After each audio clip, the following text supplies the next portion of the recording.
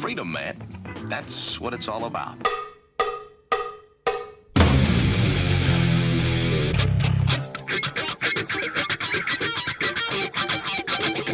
You've got to groove on freedom, like the good book says.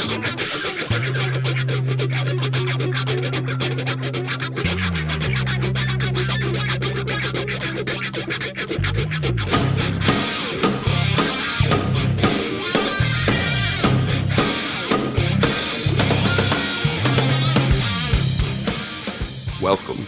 You are listening to What on Earth is Happening. This show will discuss the topics of human consciousness, mind control, natural law, the occult, and all issues that affect the freedom of the people of Earth. What on Earth is Happening will endeavor to shine light upon the darkness of our world and to offer empowering solutions to the problems we face as humanity approaches its critical moment of choice. And now, here is your host, Mark Passio.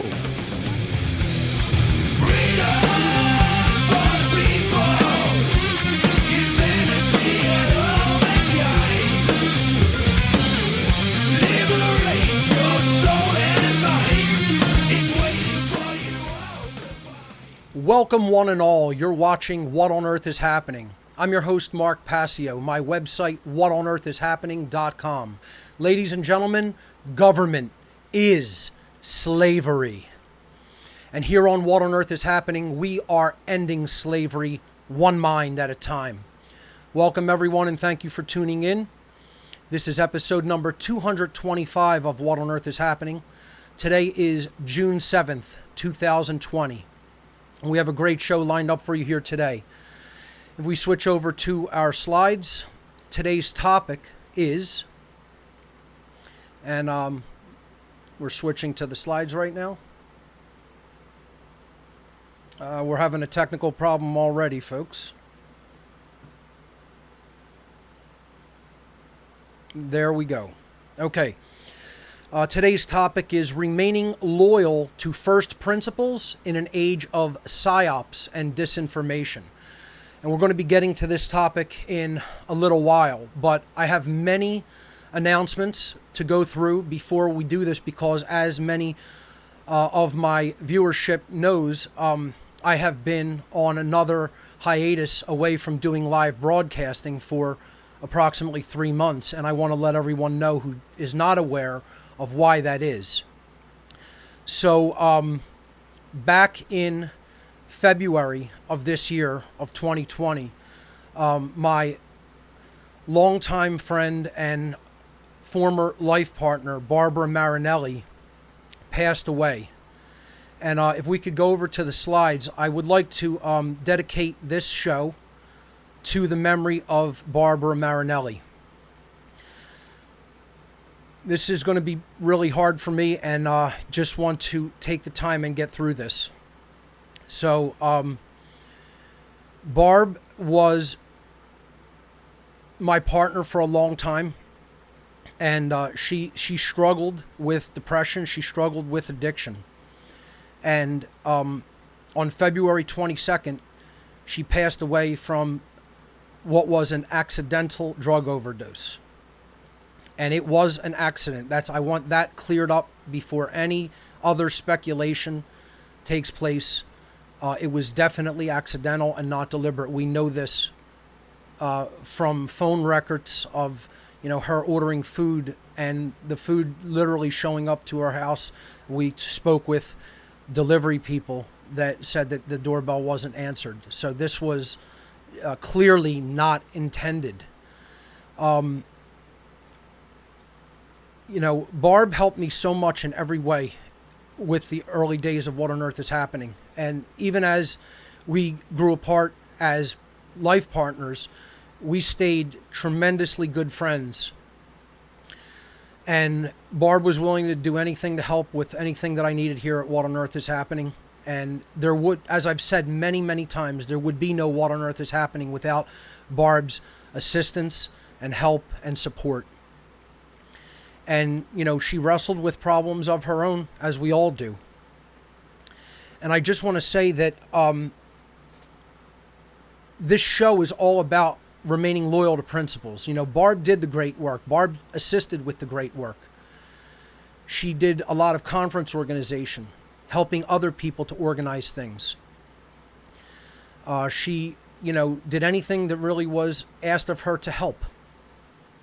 And I hear today a lot of people talk about some version of spirituality that I highly disagree with. And that is that people who are truly awakened spiritually should be happy and shouldn't be depressed.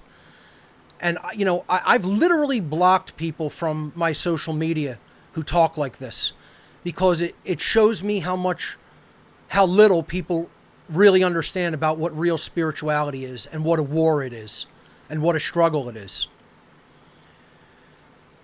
You know, if you're not depressed about the current events that are taking place in the world, I'd check your pulse. Okay?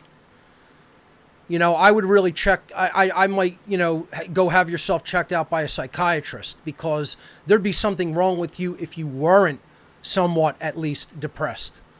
For people who say, oh, when you're quote unquote awake spiritually, somehow depression goes away. No, you're incorrect. You're wrong. You don't know what being awake really is. You have some bullshit version of spirituality in your mind that some asshole false spiritual teacher told you it was. And that's not what it is at all. And that doesn't mean you wallow in it or let it get you so down. You know, Barb struggled with depression and struggled with addiction for many years, even while we were, you know, together. And I would try to help her through things like, you know, kratom, which help with the physical withdrawal of addiction, particularly opioid addiction. And, you know, for people that say somehow if you're awake, that means you're totally happy and not depressed. No, you don't understand what the real awakening process is. It's volatile. It takes its toll on you physically, mentally, emotionally, because you realize just how deep and bad the world situation really is. You know, being spiritually awake does not mean depression goes away, folks. As a matter of fact, sometimes it exacerbates the condition of depression. And, you know, I tried to be there for Barb as much as humanly possible. And I tried so many times to help her conquer the demons that she was battling internally. That's everyone's own internal work. And it has to be done one-on-one. You know, so, and then another thing people always talk about is, oh, you know, taking substance. You know, we've talked about this forever on What on Earth is Happening. This is a right. Our body is our own property. We own our body. You know, it may not be a wise thing to do, but it doesn't mean that anybody has the right to stop us. I mean, what kind of, I'm not really sure why we stepped out of the slides there. I'm sorry. We didn't. That was an error taking place in software here. If we could just clear that up, because I'm not able to monitor what I'm seeing here. Thank you. You know, we've talked about our self-ownership of our body. Our body is our property. That means we can put into it what we wish. It doesn't mean that our decisions to do that will always be good ones. But that doesn't nullify the right. What kind of a hypocrite would I be if I said, as traumatic as this has been, folks, and it's been a trauma for me and others who loved Barb. You know, for me to go back and relive finding her is horribly traumatic. I told myself I was going to hold myself together during this. You know, what kind of a hypocrite would I be if I said I want all drugs outlawed because this happened to my best friend? We can't abandon our principles just because something traumatic happens. The principles are still there. They're eternal. Life is going to be filled with pain and traumatic situations that are going to happen no matter what. Accidents occur. Acts of nature occur. We live in a dangerous world. And that doesn't mean as soon as danger or trauma rears its head that we throw our principles away. Barb was an adult who made her choices about herself and her body. And I wish I could have helped more with informing those decisions, but again, that has to come from a place of internal work. And Barb was a sensitive soul who was affected by things greatly, as am I. You know, I don't necessarily show those types of emotions all the time, but they're there. And for me to say I'm not depressed over the world situation would be a lie. Because when you look at where people are at, it's disgusting, horrifying, traumatic, and depressing. And for people not to feel that means that they're not quite human. That they're not complete as a human being. So I just wanted to start the show saying that without Barb, there would be no What on Earth is Happening. So this show is dedicated to her memory, and I'm going to also dedicate the natural law documentary, Mark Passio and the Science of Natural Law, to the memory of my former life partner, Barbara Marinelli. I love you, Barb. I always will. Thank you for everything you did for me and for the cause of What on Earth is Happening and for the cause of human freedom. So with that being said, I just want to have a brief moment of silence for the memory of Barbara Marinelli.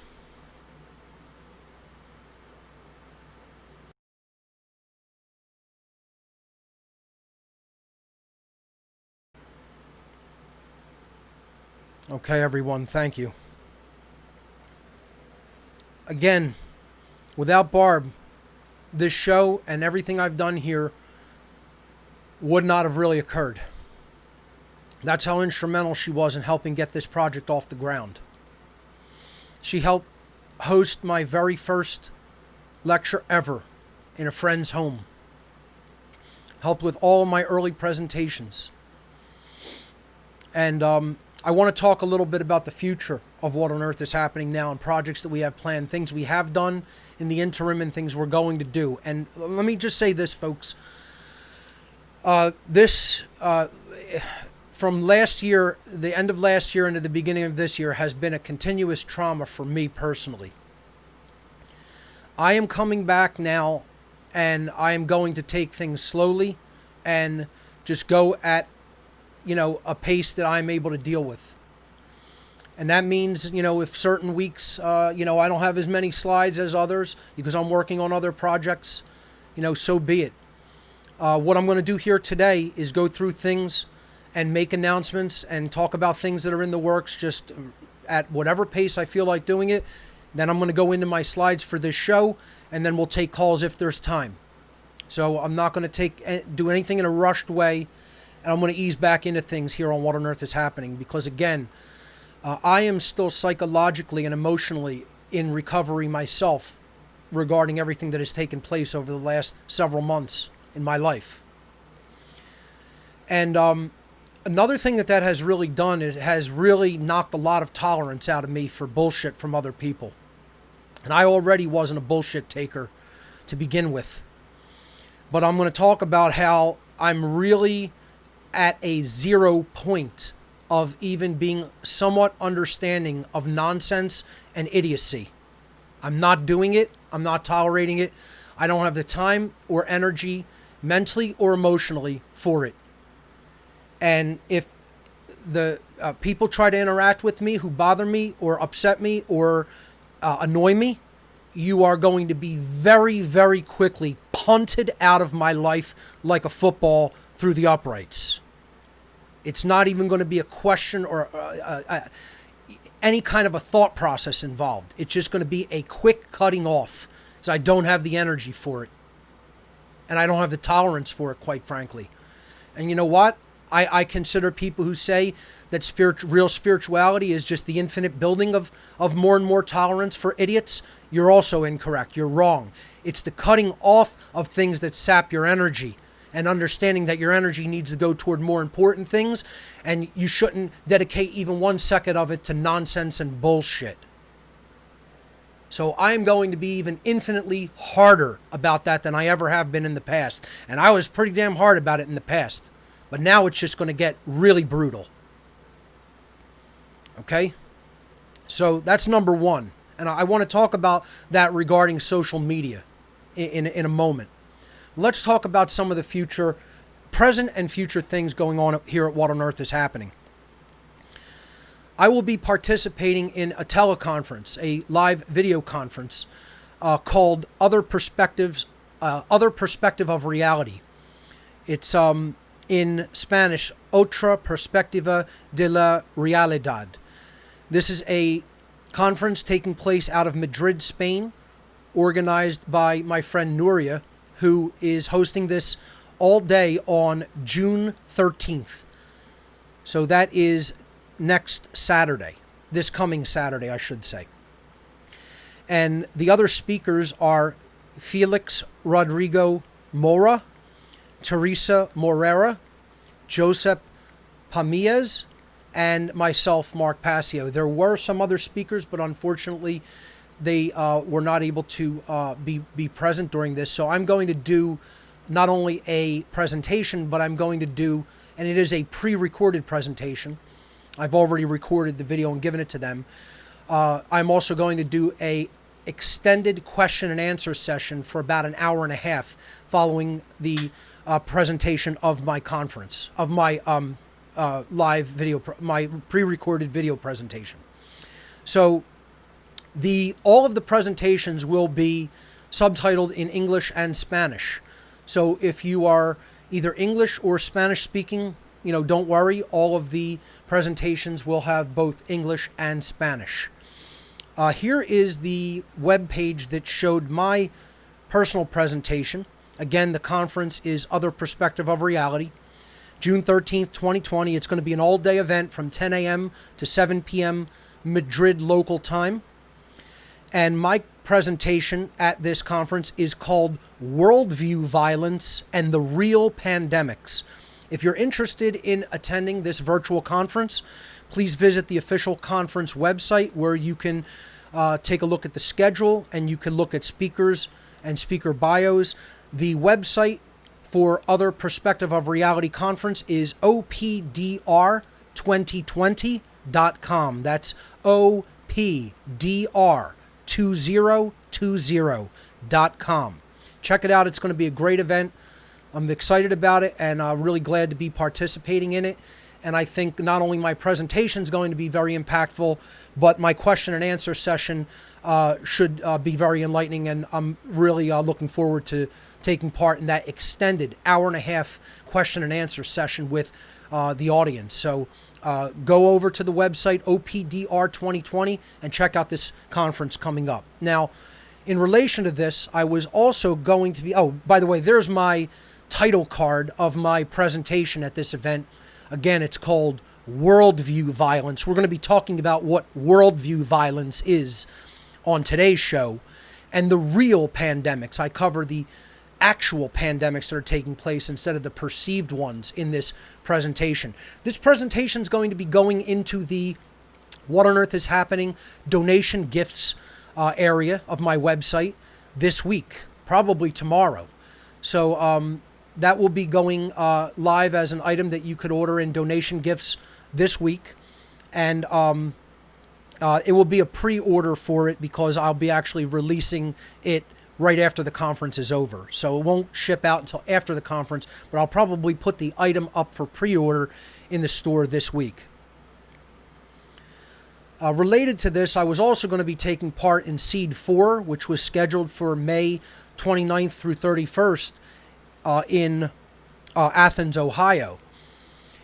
This conference, unfortunately, was postponed due to the coronavirus quote-unquote pandemic. So it is being rescheduled, but I do not have the rescheduling information as of yet. When Brandon Martin has that information, I am hoping that I will have that very soon, and I could tell people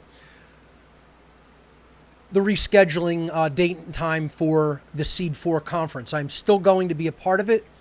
I gave my word that I would take part in this event, and it will be my last public conference because I'm not going to be doing conferences anymore. I'm just going to stick with doing my own events. But I agreed to take part in Seed 4 before I made that decision, so I'm going to honor, my commitment to this event. And I will be giving a presentation when the conference is rescheduled called Fake Ass Anarchists. And believe me, there's a lot of them, and we could see them out operating and people calling them anarchists when they're nothing of the kind. And, we need to talk a little bit about that today as well. So, let's continue. I've done a few recent interviews that I think went really great. I was recently interviewed on the Alex Jones Show on Infowars.com. You can check that out. It's in the top of my news section right now, whatonearthishappening.com/news. I was also interviewed by Keith Knight with Larkin Rose. We did a, dual interview with Keith Knight of Don't Tread on Anyone. That interview went really great. And it is posted to my news section as well. So check out the whatonearthishappening.com news section for all my recent interviews and happenings. The Sacred Gift of Anger, which was my last formal presentation, which I gave back in late 2019, is now free on YouTube. Again, I put my most recent work on the donation gifts area of my website for a short amount of time, usually a couple of months, maybe about 3 months. And then it goes out for free on YouTube and my other, media channels, such as BitChute, Vimeo, etc. I'm going to talk about some new social media and new content delivery platforms that I'm on, because it's very important getting the word out there to non-censored places. As we know, we're fighting big tech internet censorship. It's horrifying. It's a total contravention of the First Amendment. The people that are conducting it are traitors to the people of the world. Forget being even traitors to America. You are traitors to the people of Earth. I don't know how much stronger I could even say that. The big tech giants that are censoring people from giving anything other than the quote-unquote official narratives, you are traitors to the people of Earth. I'd say that right to your face, and most of all, whose face it needs to be said to? Your dirty, rotten, lousy failure of parents. That's whose face it needs to be said directly to. You are traitors to humanity. Okay? And, we need to get things out on the different platforms. So to that end, I am now hosting What on Earth is Happening content on Library and Minds. This is critically important because we all need to learn about and start using alternatives to YouTube and Facebook. And I just want to briefly take a second to, my producer's just having a bit of a technical issue. If you could just hit the Zoom button up there, because that's, I'd like to have that full screen if possible. Thank you. Thank you. Library is a phenomenal content delivery platform that is blockchain based. That means it's impossible to censor. Okay? So if you're having problems with YouTube censoring your videos, here's my challenge to the so-called freedom community. Okay? Number one, start using other platforms other than YouTube. In literally one day, I could switch everything on my website from YouTube to another platform and embed all the videos from a different place if I want to. While they're hosting that for free, I'll use their delivery content system. But as soon as they start censoring me, I could switch to another platform with the click of a few buttons. Okay? Everybody, first and foremost, needs to have a backup option like that. And don't just host your videos there. Host them in multiple places and please, for the love of God, make local backups. I hear people say, oh, my YouTube channel got taken down. I don't have any backups. You're out of your goddamn mind if you don't maintain local backups of your material. Why in the hell would you even put your content online and trust it to another platform that isn't yours if you did not have a local backup? You are out of your mind if you do that. Okay? So make local backups nightly at the very least. And host your content on multiple platforms online. I highly recommend Library, and here's why. Library cannot be censored. Once you upload a video, it goes on a blockchain, and that's it. That's not being censored or taken down by anyone. Okay? It's a public ledger that is distributedly maintained, just like BitTorrent, like Bitcoin, etc. Okay? The network is built upon, the strength of the network is built upon the usage of the network by its users. So it's a phenomenal content delivery platform. It's getting a lot better with its interface, and I think it is ready for primetime use. I've been using it and enjoying it, and I highly recommend people who are concerned about big tech internet censorship to join library.com. You could join right from a link that I posted on my Facebook page, or you could just go to my site, library.tv/@Mark And then Minds is a social media platform that is similar to Facebook, but a good alternative to Facebook that doesn't censor, that is a free speech platform. I have created a page there. I'll be, posting there as well. Minds.com/Mark. We have to look into delivering the live stream to Minds. I'm going to look into that, and if possible, we'll be sending a live stream out to that platform as well. So that's really good news. I'm really happy to be part of these networks. I know a lot of other alternative media hosts have made the transition over to these networks for a while. I think it's smart, and I think it's high time that I have done it. I'll still be on traditional social media and traditional content delivery platforms as well, but I'm going to be utilizing Library and Minds all the more as time goes on. So, let's move on to the next thing. The documentary Mark Passio and the Science of Natural Law is being actively worked on. Joel Torres has taken the lead editing role and is doing a fantastic job. We're making good progress on this. It is not ready for release yet.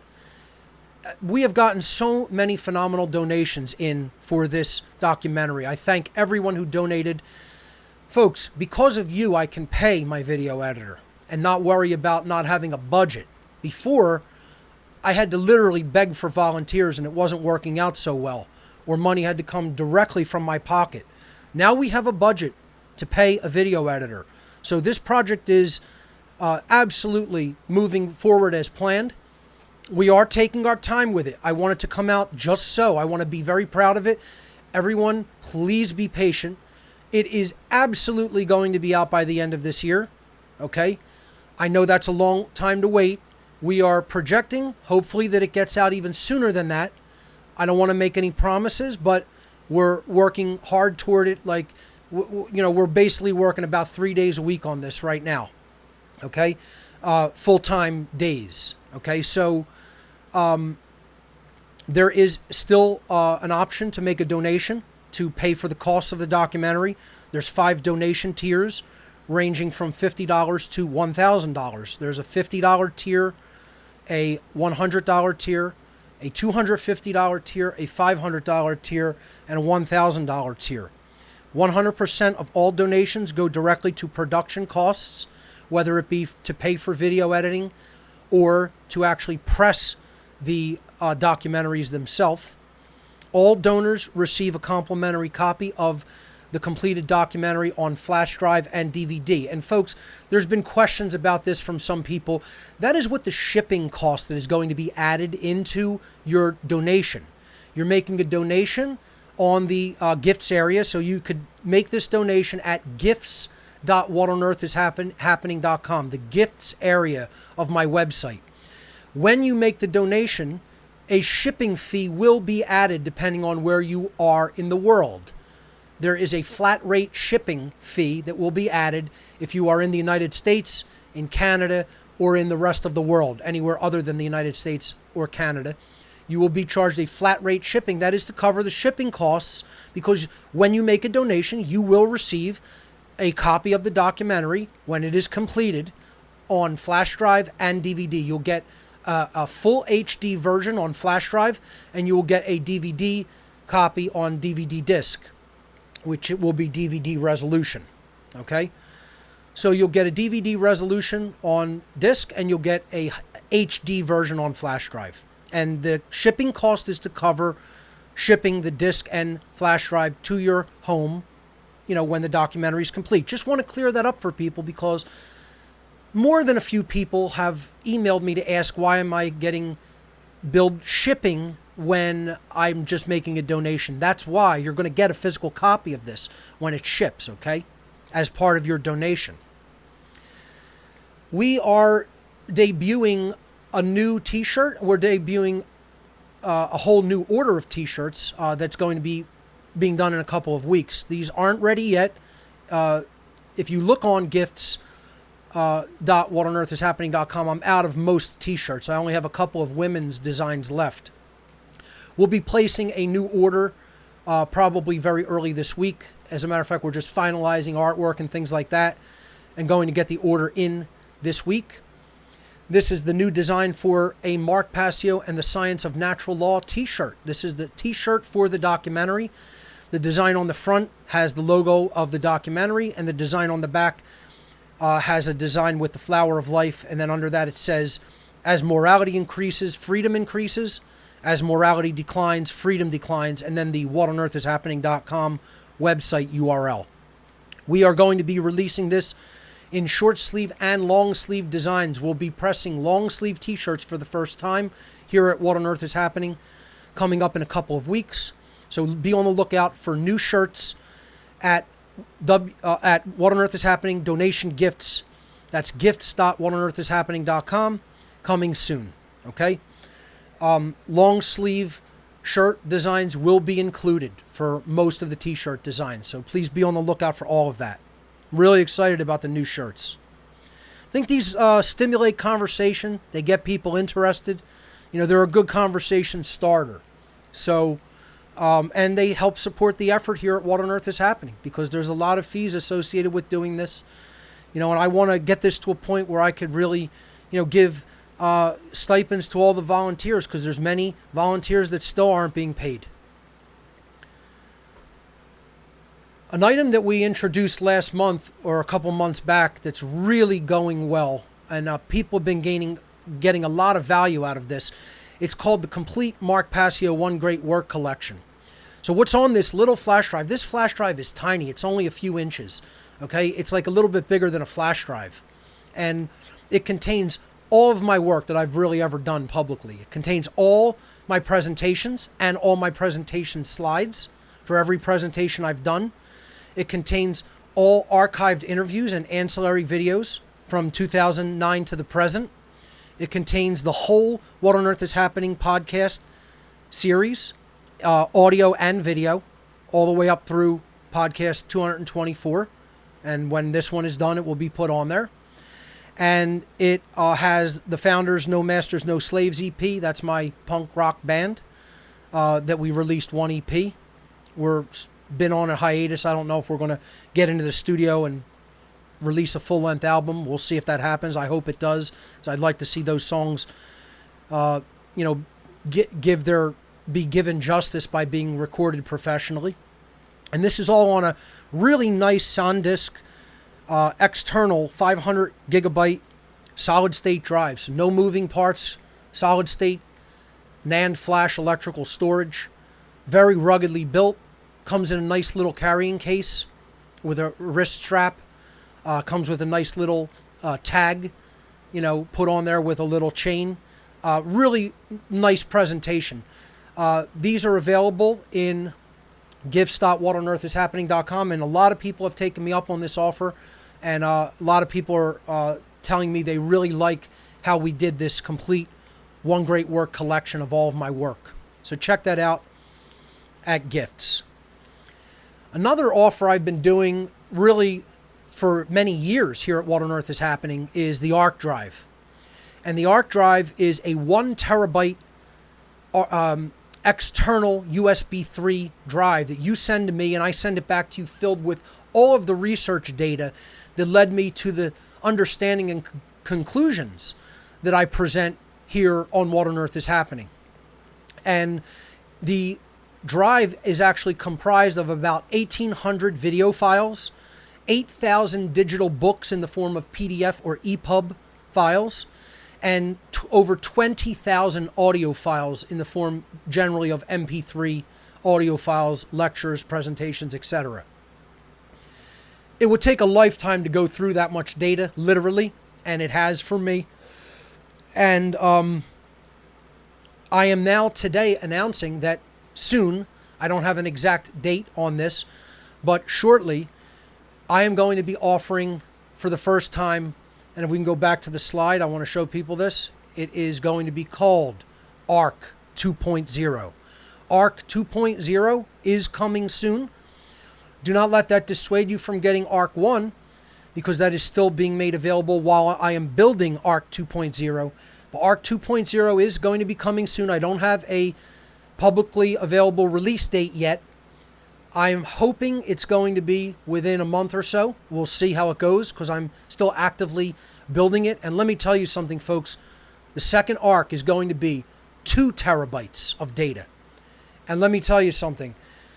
When you see the quality and quantity of information that is going to be on Ark 2, you're not going to believe it.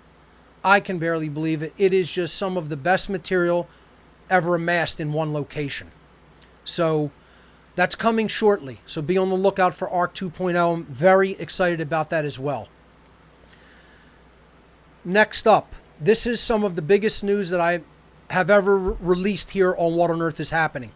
I told people on Facebook I'll have a big announcement. This is it. I told people before on this show that I would eventually be doing this seminar.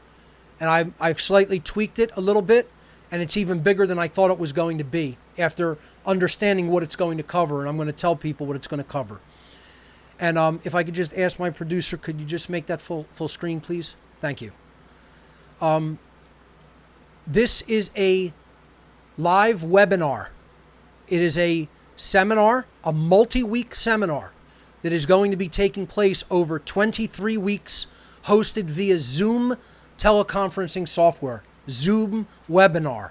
That's the form that this skill set sharing class of technology skills is going to be presented through. It's going to be a Zoom-based webinar.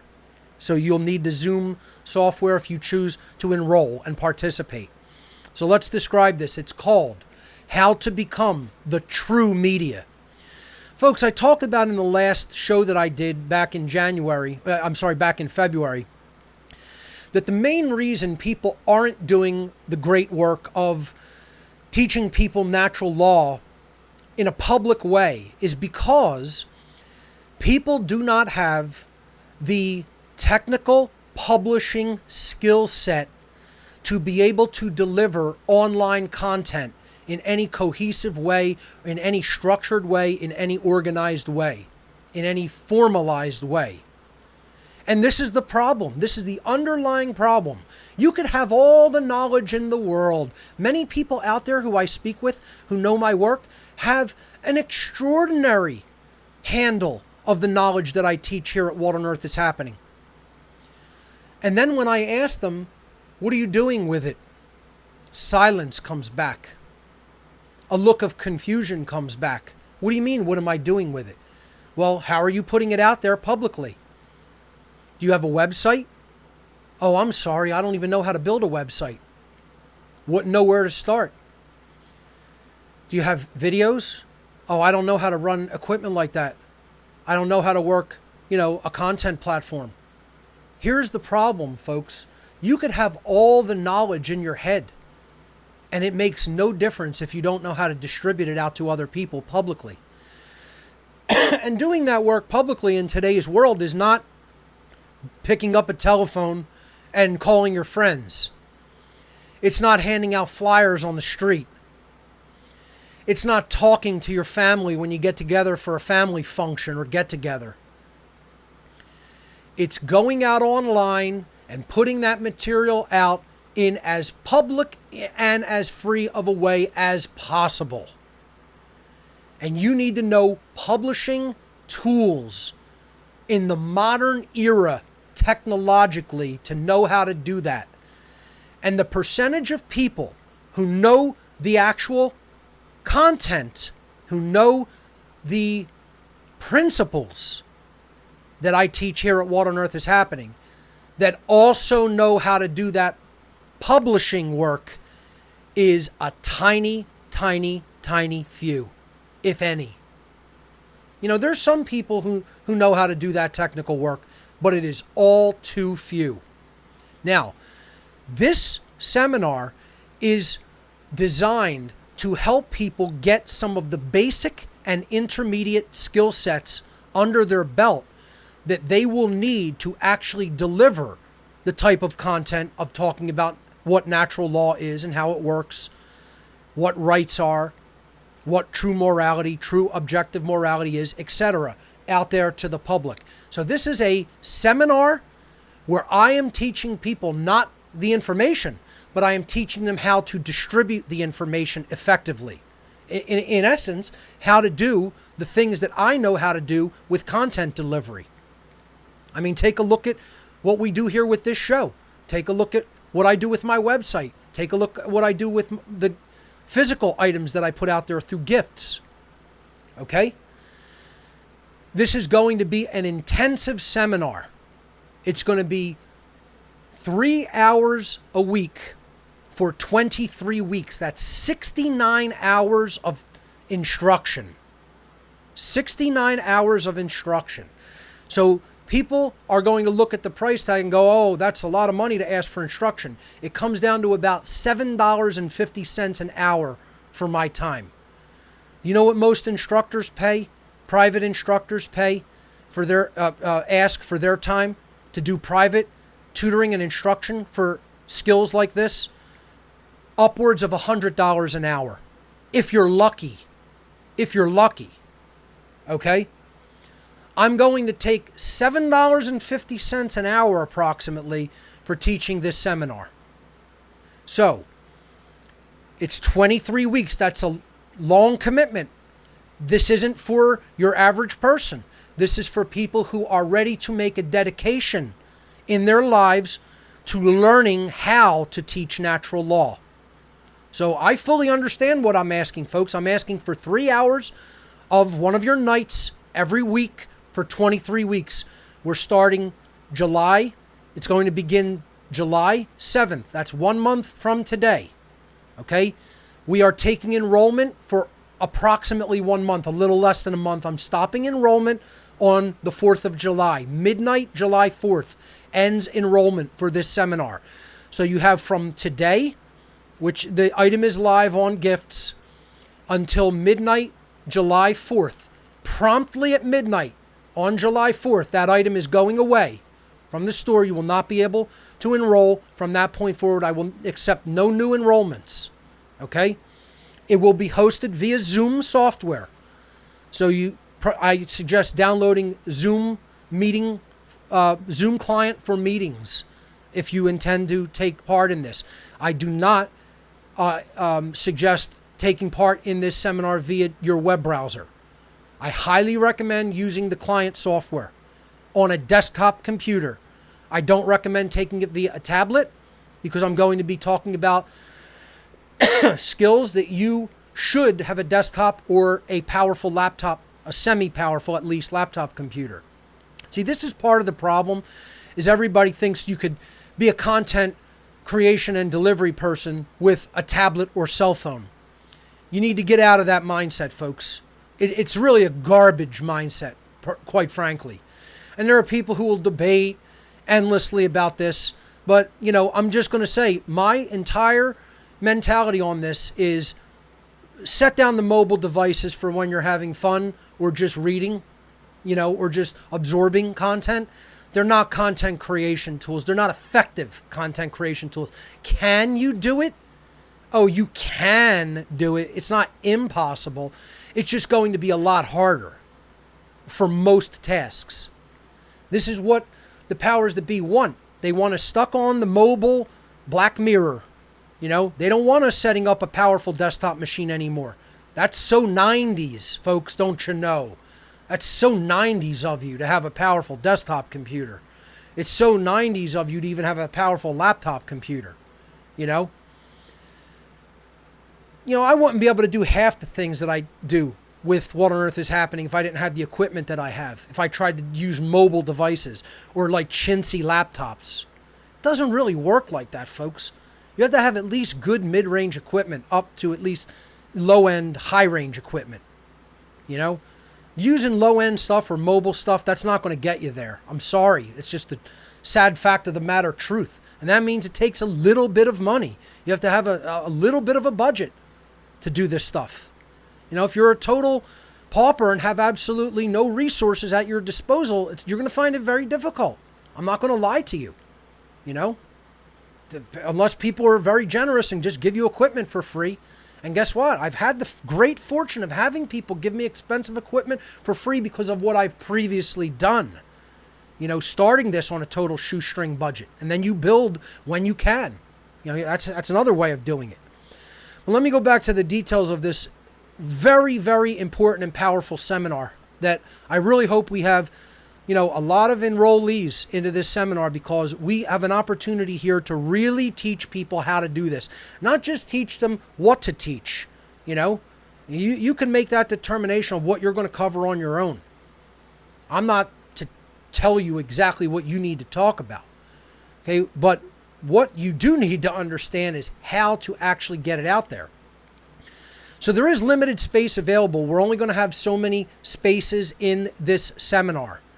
So, you know, if the seminar fills up, I have to pull the item from the gifts area as well, because we only have a limited amount of space, you know, that I'm going to be able to pump out my desktop to you know, show people in real time things that I do. And I also have a camera that I could show people hardware, things like that. So it's a distance learning seminar. Okay, it's the next best thing to being right beside me and me showing you hands-on. It's going to be Tuesday evenings from 8 p.m. Eastern Time to 11 p.m. Eastern Time. So it's a 3-hour session every week, once a week on Tuesday evening for 23 weeks. It will conclude on December 15th, the week before Christmas. Approximately a week before Christmas, 10 days before Christmas. Now, I chose 8 to 11 because I don't want to alienate people on the west coast of the United States. Now, obviously, I have to have it at a time I'm going to be up and active, okay? So people in other countries, unfortunately, yes, it is going to be geared toward U.S. time zones. And, I apologize in advance for people in other countries, but you would have to work your schedule around it if you want to attend, because I do have to first and foremost cater to English-speaking people in the United States. I mean, let's just face it, that's just the way it is.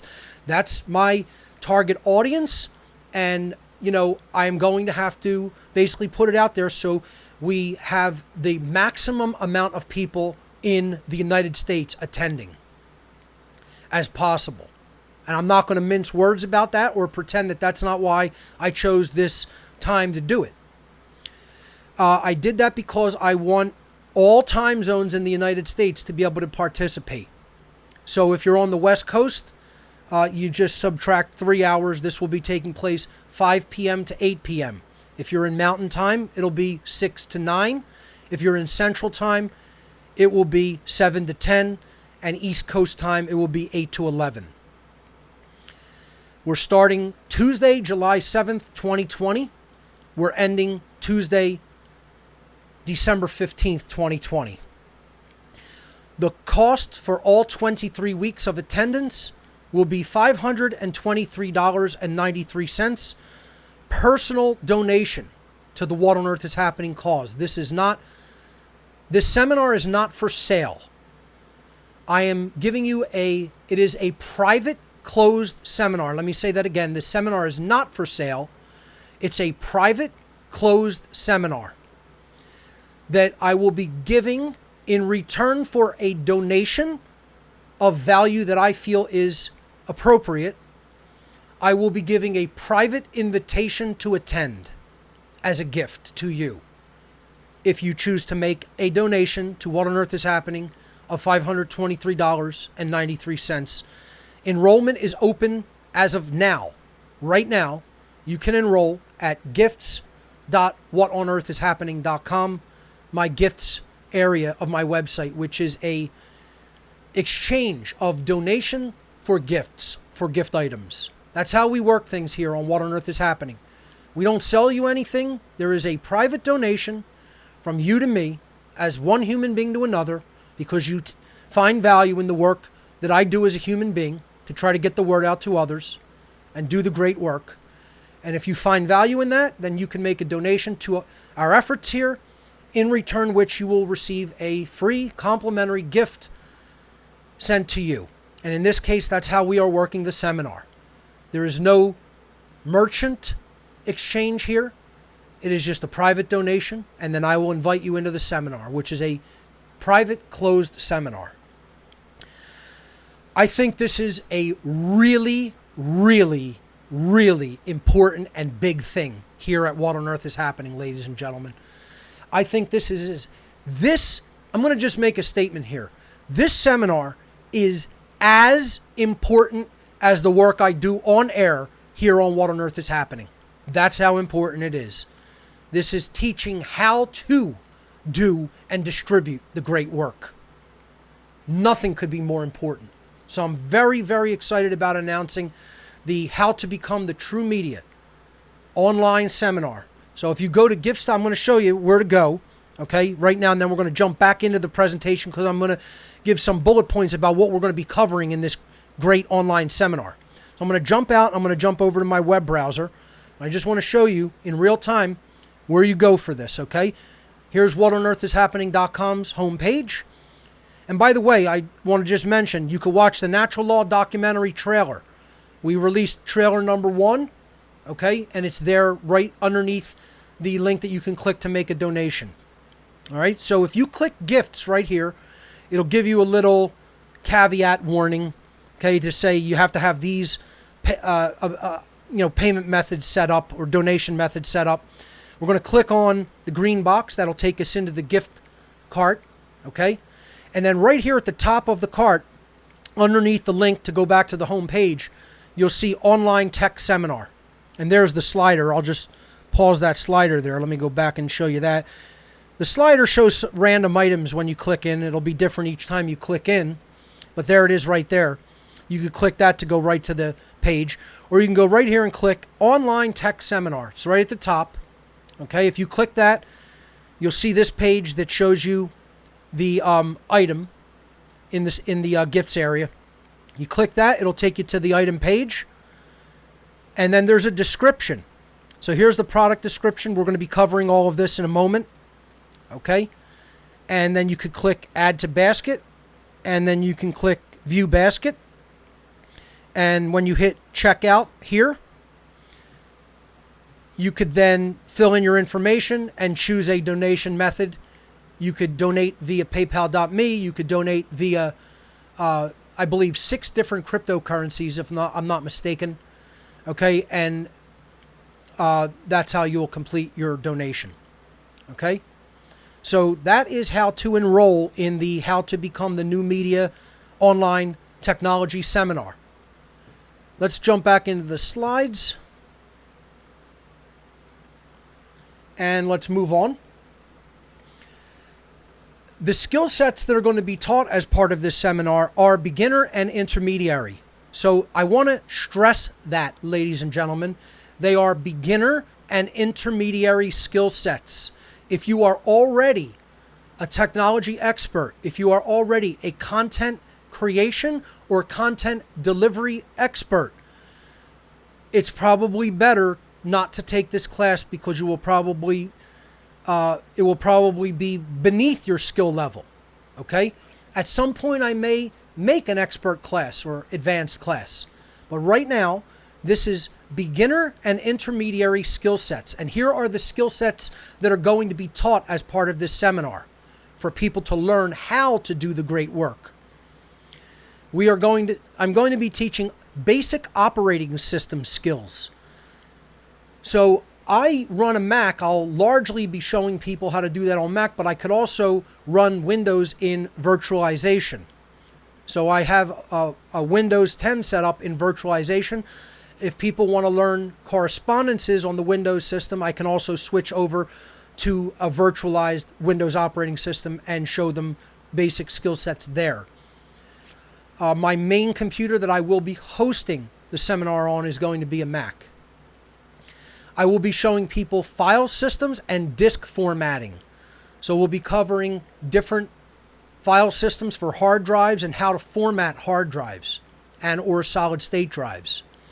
I'll be covering how to manage and organize files and folders locally on a computer, especially if you have a large amount of data that you need to organize well and efficiently. That's called the hierarchical file system, or HFS, of a computer file system, the folder and file management. So we'll be going into that in detail. I'll be showing workflow and what is called best practices, how to go about efficiently carrying out a workflow on a daily basis, and what I consider best practices to be, meaning that there are tons and tons of different ways to do something, but I will be showing people what I consider the best and most efficient ways of doing those things. We will be getting into basic word processing and publishing of print material or just words, simple flyers with a word processing program.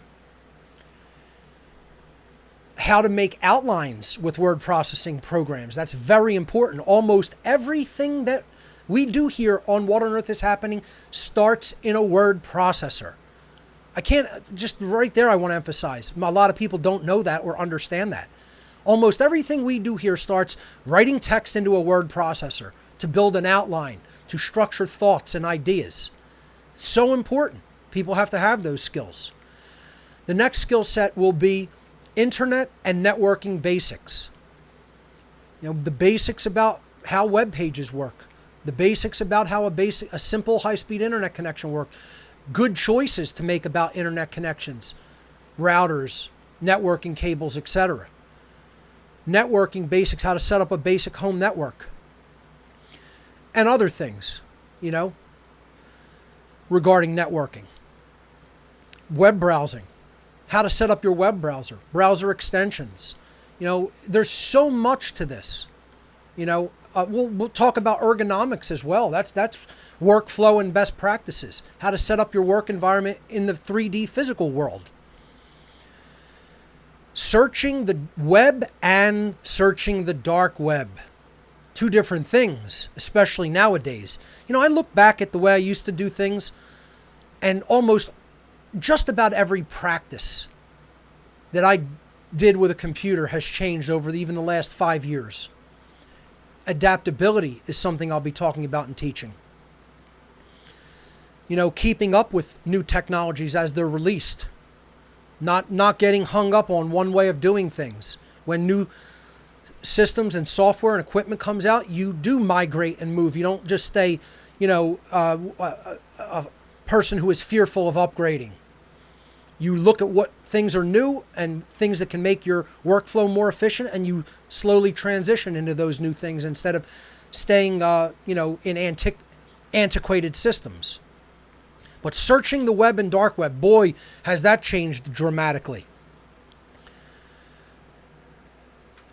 So I'm going to be showing people how to search. One of the things I said in a recent interview with my producer is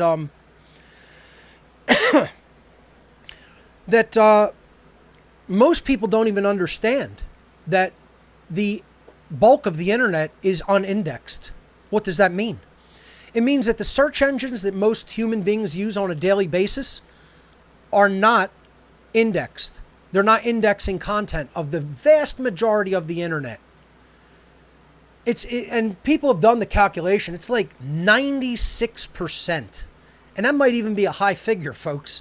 96% of what is actually available online, you cannot reach or find from a traditional search engine. Let me just say that again, folks. And I'm going to say at least.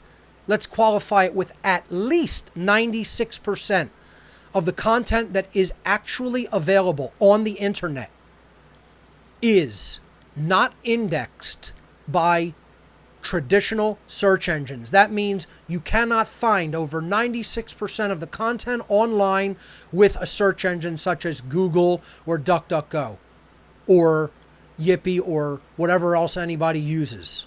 Okay? Yahoo, etc.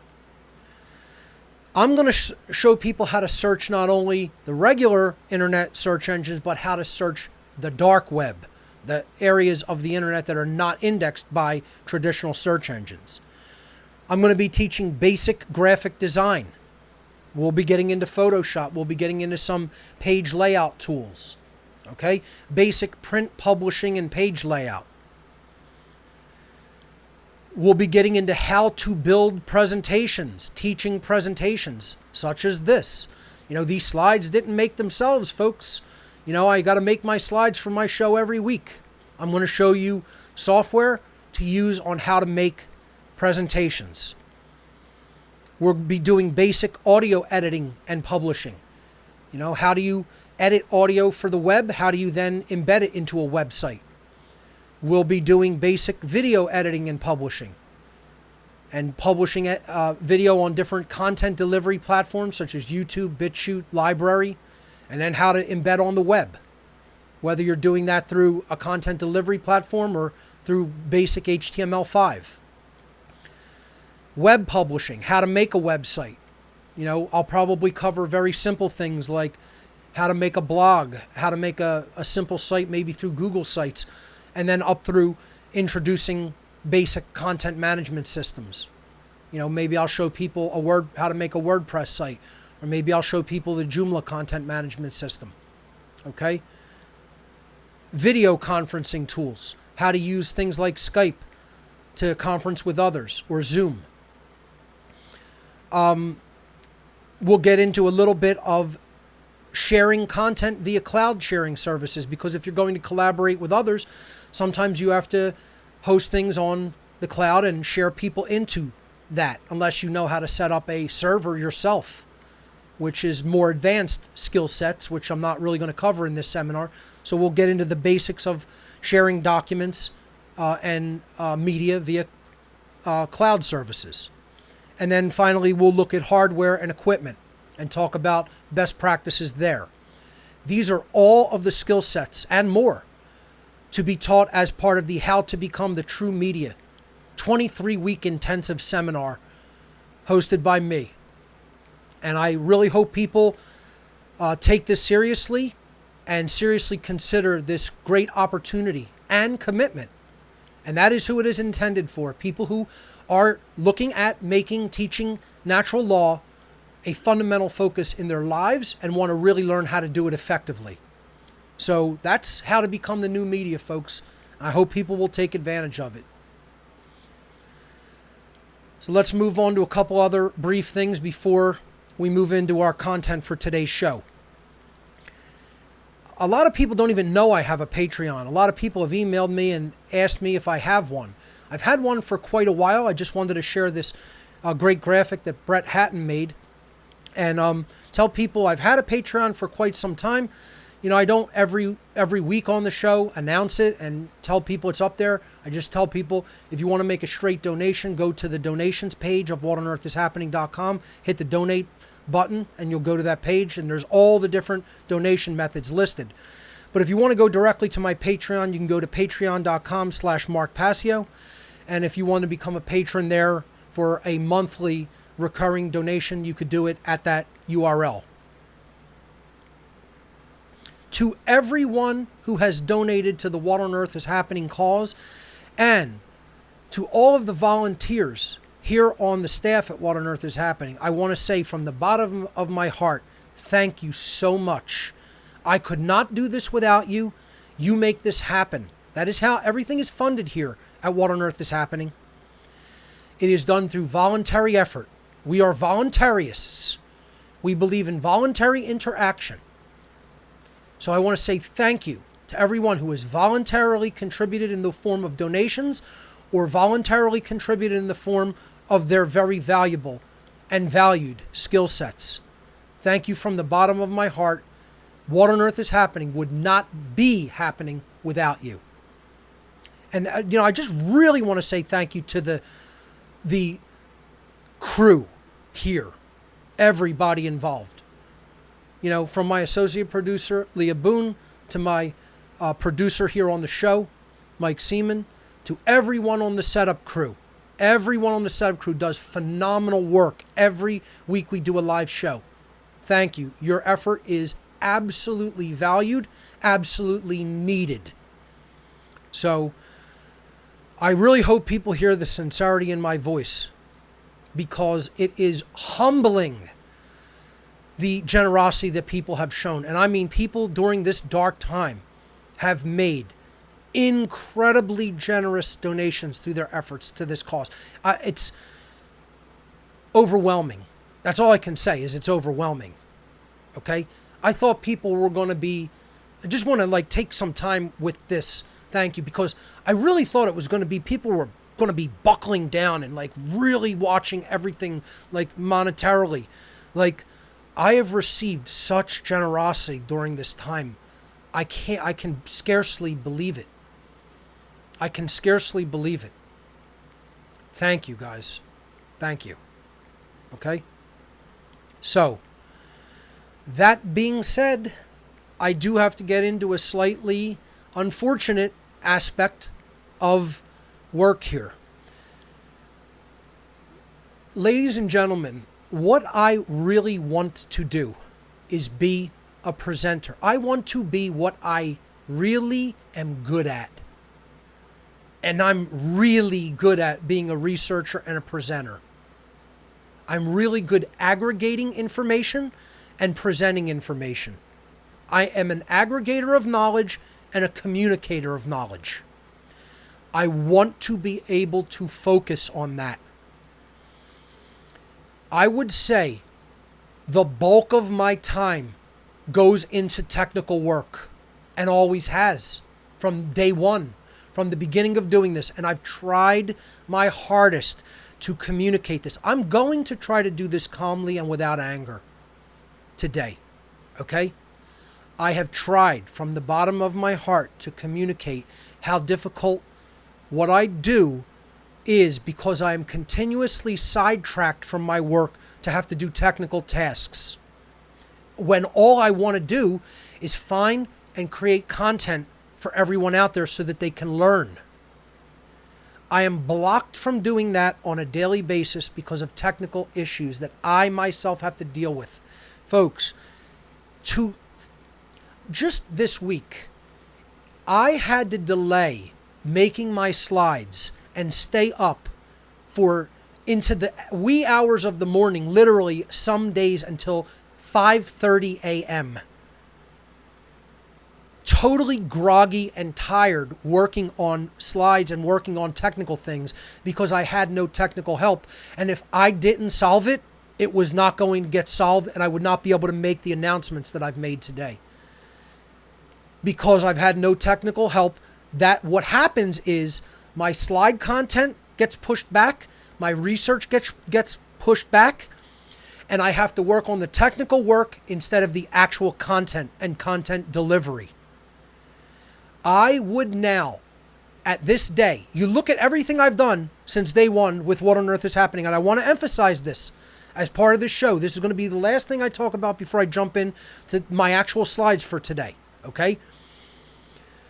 If you look at how much content I've created in the history of What on Earth is Happening, multiply it by 10 times, at least 10 times. That is the amount of content I would have had out if I did not have to be the technical person for this work. I want to say that again. I really want to hammer it into people's brains, and I need you to listen and hear what I'm saying. I could have had 10 times the amount of work and probably even greater quality than it is even put out there in if I were able to just focus on doing my work. If I had a tech person. See, that's why I want more people to learn this, because guess what? If you learn these skill sets that I'm going to be giving in the seminar, you could go and help any content creator in any part of the freedom movement. Not just me. You can go and help anybody, become part of anybody's team and help them. You want to volunteer your work to somebody who's local to your area? Go and do that. Learn the skill sets, go and do it. I need local volunteers, and with one exception, I can take a remote volunteer. I still have some people that are volunteering to help in one of these positions, which I'm going to talk about.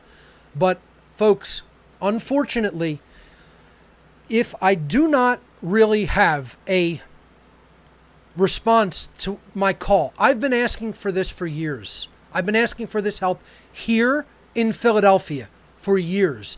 And specifically, the last show, I practically begged for this help and gave the email address to respond to.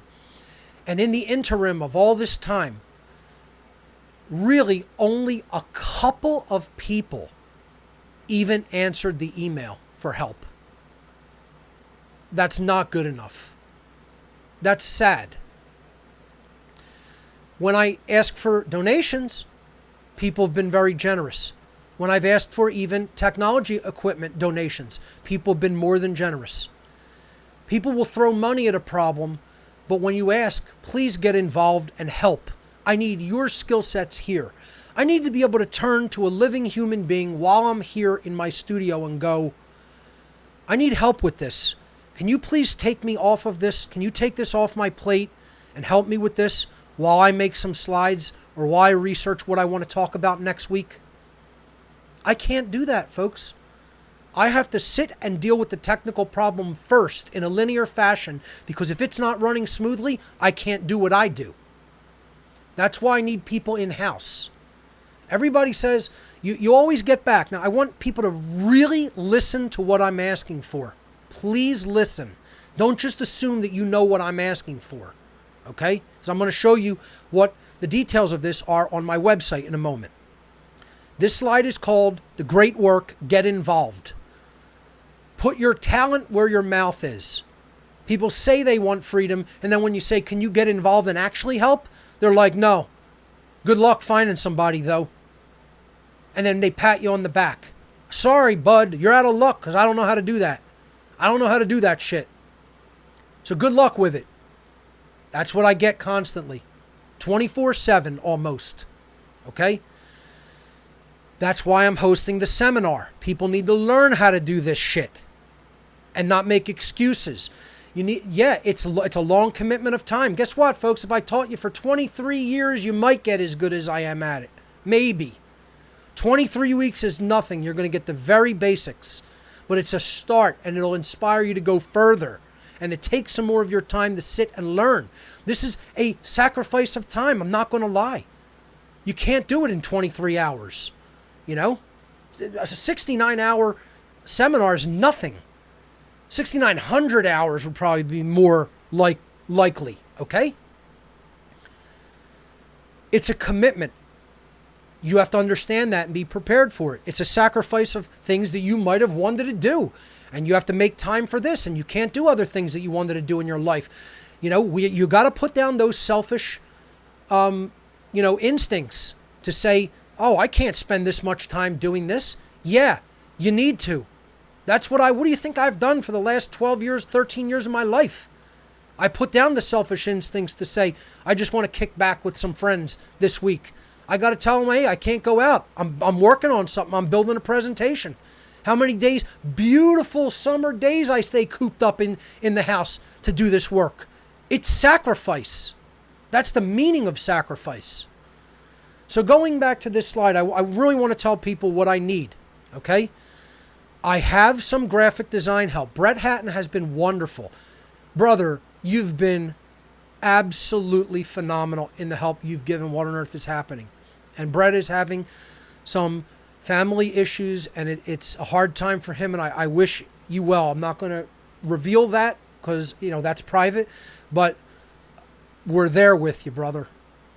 Okay? And he's been doing great, and he's been helping remotely, and it's good help.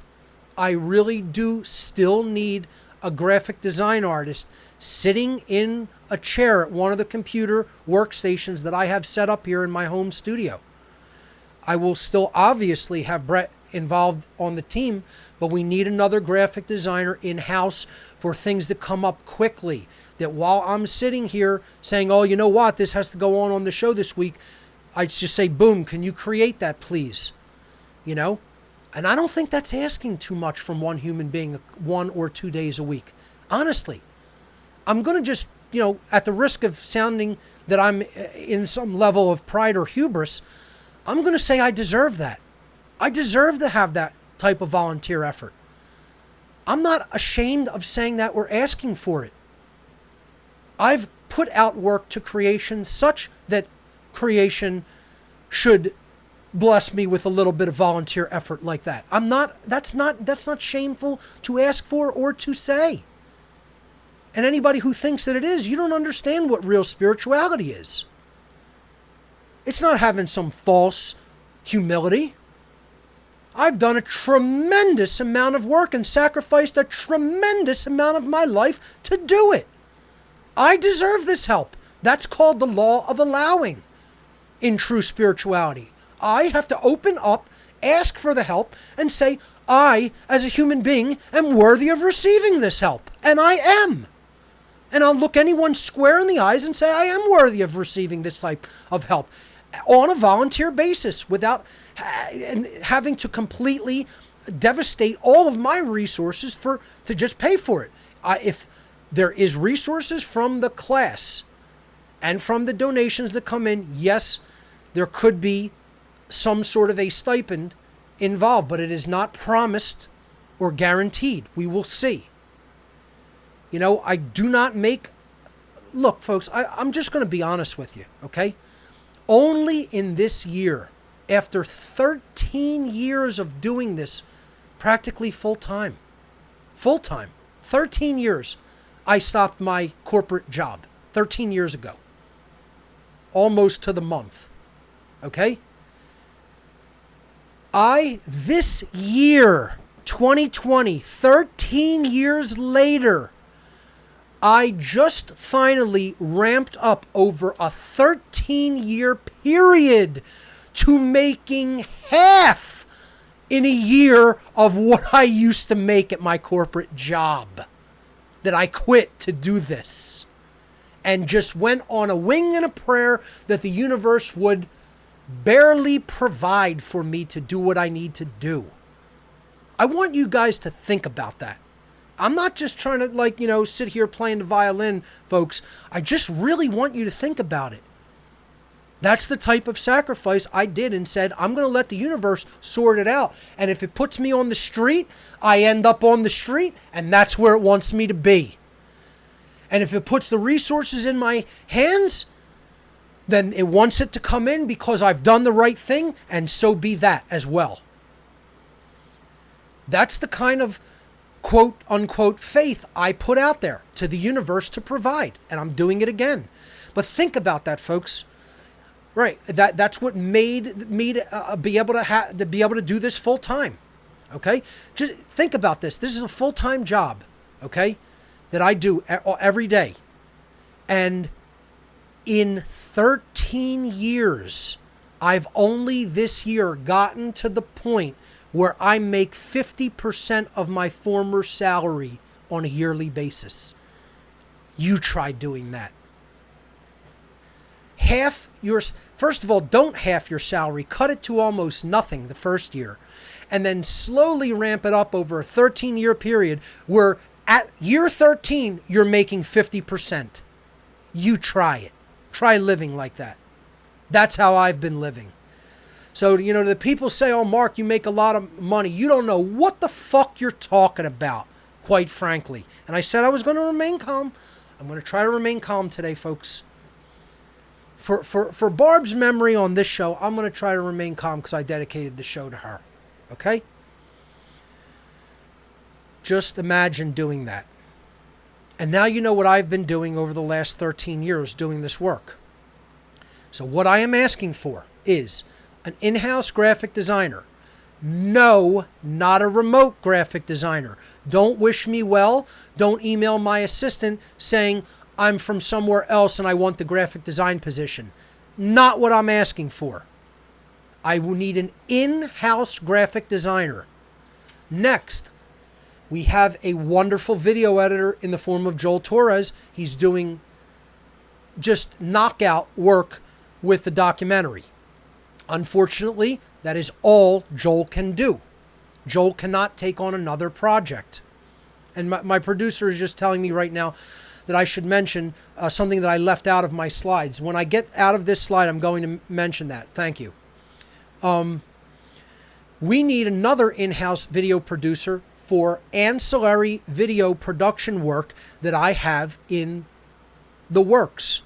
And I want someone here, not remote, because I can't get involved in sending everybody the stuff back and forth. Working remotely with video files is cumbersome if you've ever done it.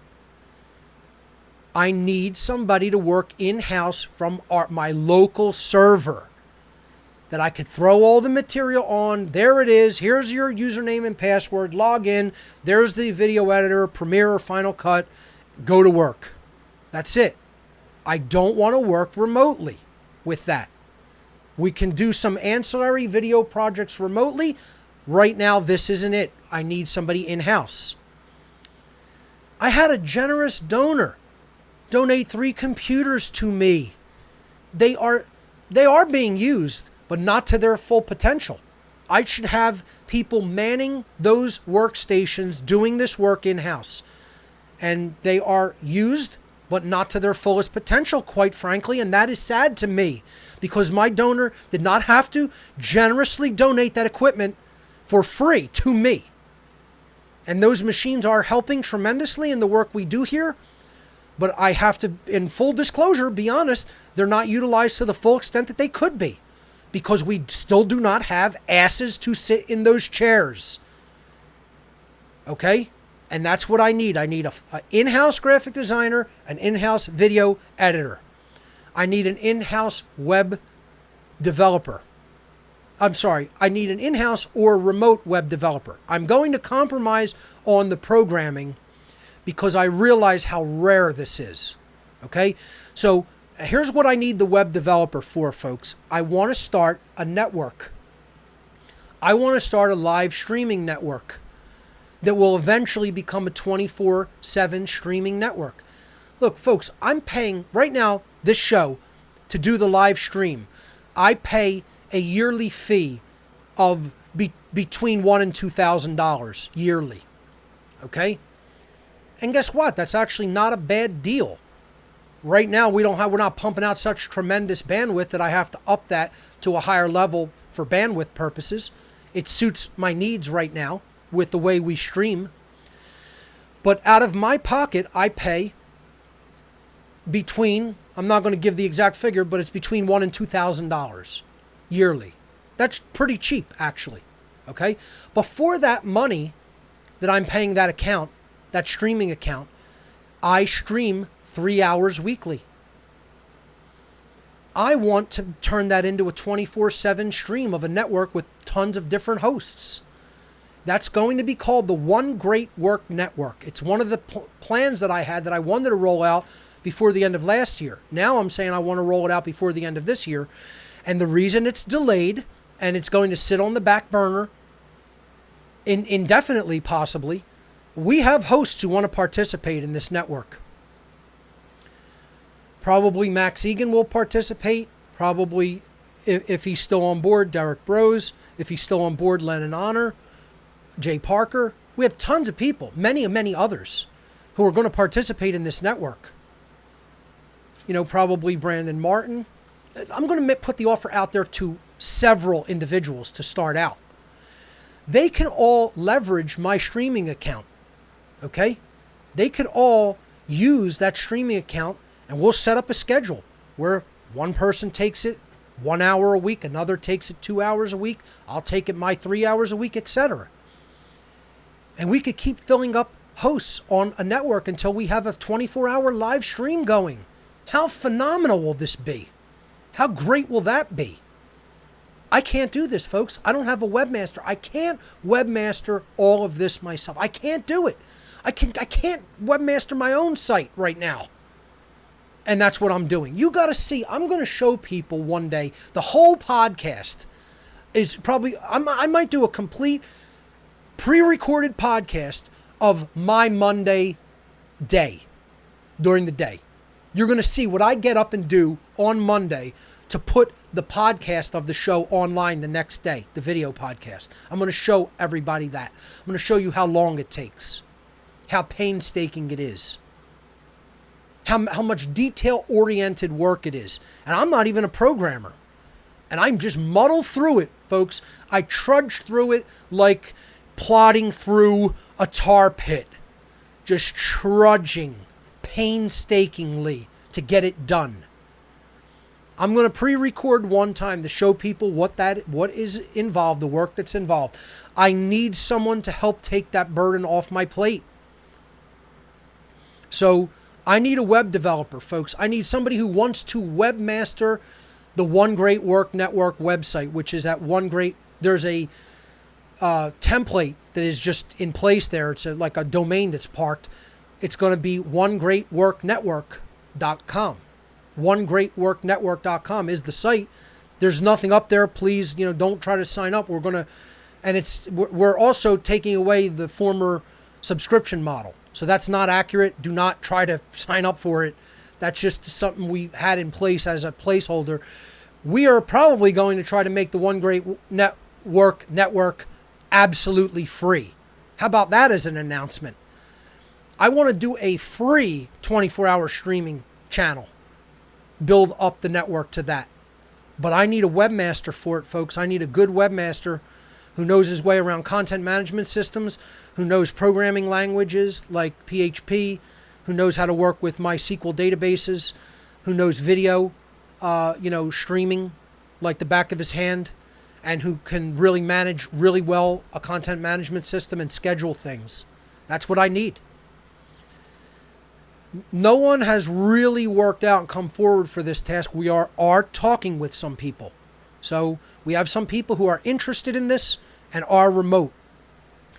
My absolute dream would be to have somebody on site that could do that here in-house, right here in Philadelphia.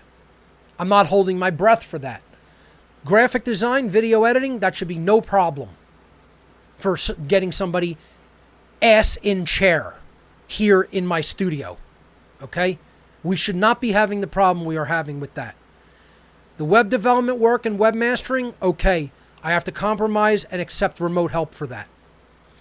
And I need tech support in-house. So much of what I do. Look, we almost didn't go on air today. Just tell you a little anecdote. I almost canceled the show literally 6 minutes before we went on the air. I almost had to cancel the show. And there may still be some technical issues that might happen. I don't know. I don't want to definitely say that's going to happen. But, we ran into a big tech snafu 6 minutes at, what was it, 2:54 p.m. Something happened technologically that almost made me have to say, cancel the show for the week. Or maybe, we'd have to delay the show by at least an hour while we fixed it. Luckily, that didn't happen. We had a quick workaround and it worked out. That's the kind of stuff we encounter here. And guess who has to fix it every time? My producer knows his way around tech issues as well.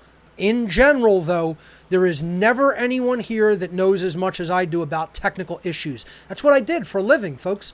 I was a technical troubleshooter on the information services team at the University of Pennsylvania School of Medicine Division. I worked tech support at an Ivy League university. And I also worked for one of the biggest tech support companies in central New Jersey, Gear 3 Technologies, for a long time. I was their lead Macintosh support specialist. So I know high-end technical troubleshooting myself. It's what I did professionally for years. It's the job I left to do this. Okay? I cannot be the tech troubleshooter for What on Earth is Happening forever. I need help with this in-house. When problems happen, I need a competent tech person to say, will you please handle that for me so I could focus on delivering my show for the day? You know, I think I deserve that for how much I've done. And they have to be in-house. The tech support is not remote, it's in-house.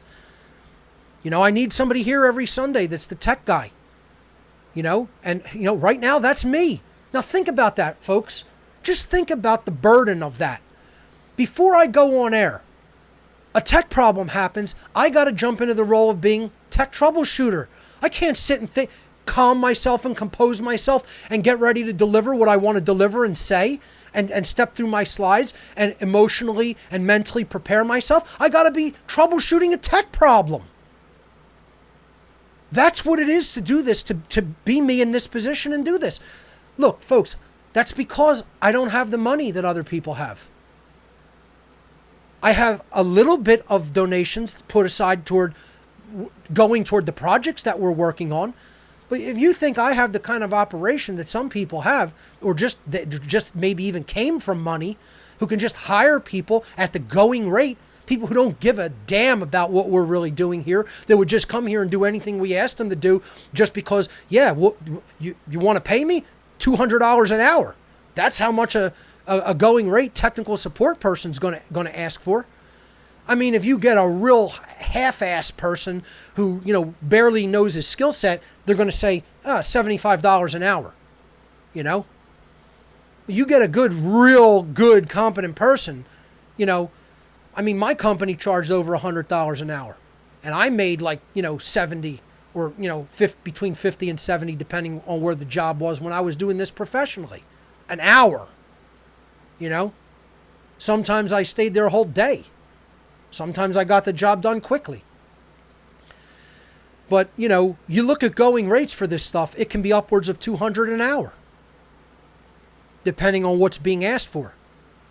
Right now, we are asking for an in-house volunteer to do technical troubleshooting when it arises. So that's what I need, and I want to step out of the presentation briefly because I want to go back to the website and I want to show people the new page that I set up. It is right next to GIFs. If we go over to the computer again, please. We're still having an issue. There we go. Okay.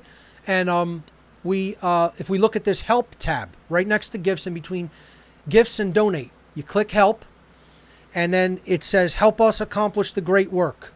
Let me make it a little bigger for the screen here. There we go. So we have in-house graphic designer. If you have this skill set, please contact my assistant, Leah Boone, at leah@whatonearthishappening.com. It is spelled L-E-I-H-A at whatonearthishappening.com. Okay? We need a in-house video editor, same email address. We need a web developer that is either in-house or remote. Okay? So you see that there, folks? In-house or remote. That's the only one that if you are remote, I will consider, you know, bringing you onto the team. We need help, people who know content management systems, HTML5, CSS, which is cascading style sheets, PHP, which is a scripting language for the web, MySQL database, which is generally what we use here for our web stuff at What on Earth is Happening. And if you know JavaScript, JS, Node, things like that, that's a huge plus. Okay? A Node.js, I'm sorry. You know, things like that. And then the technical troubleshooter position.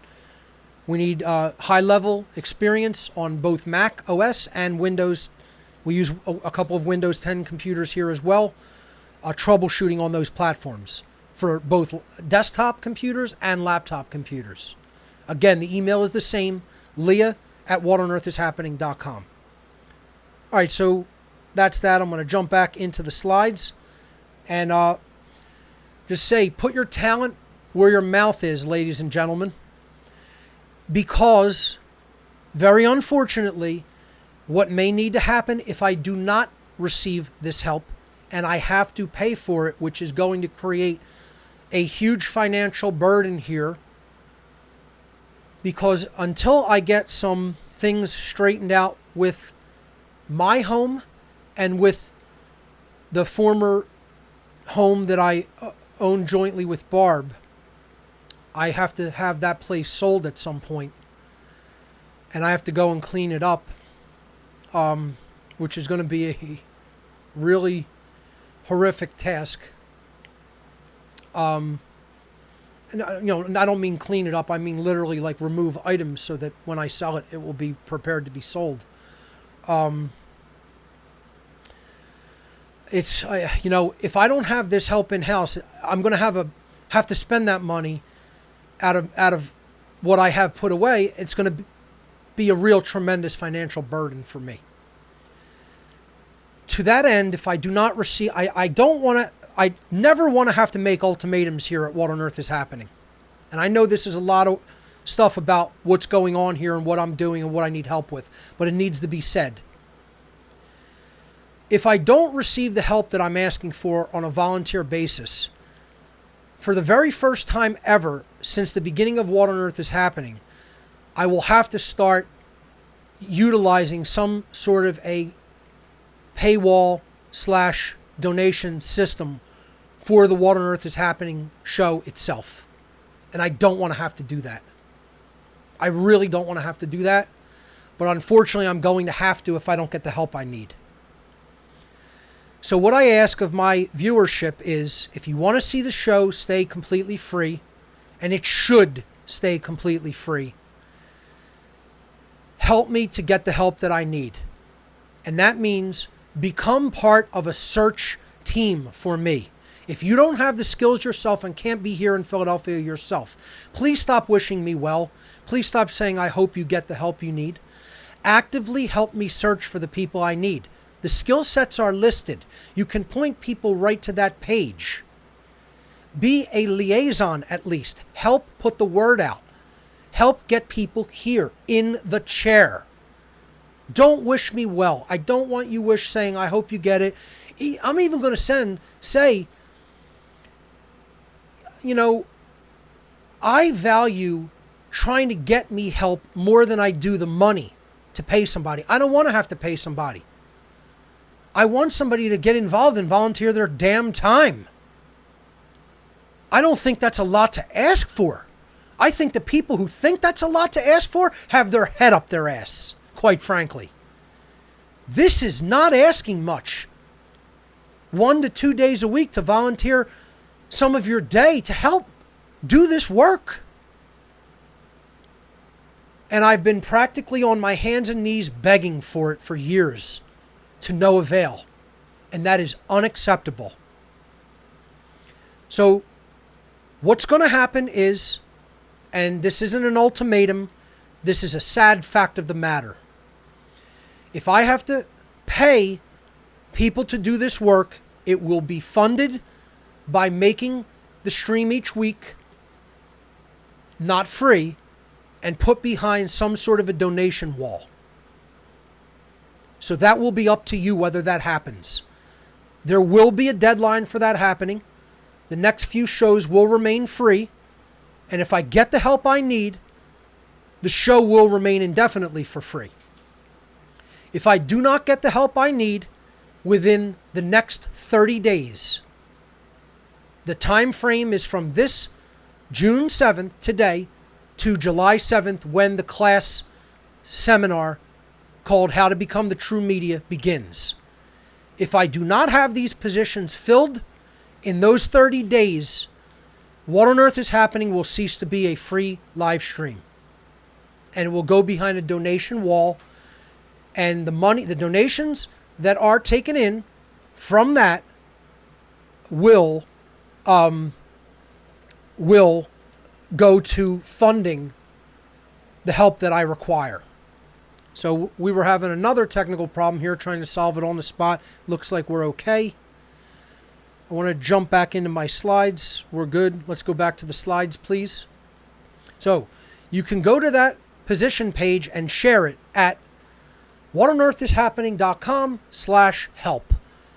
And I think I've explained that to the best of my ability as calmly as I can without getting angry. I'm very happy with myself that I did not go off the handle during that.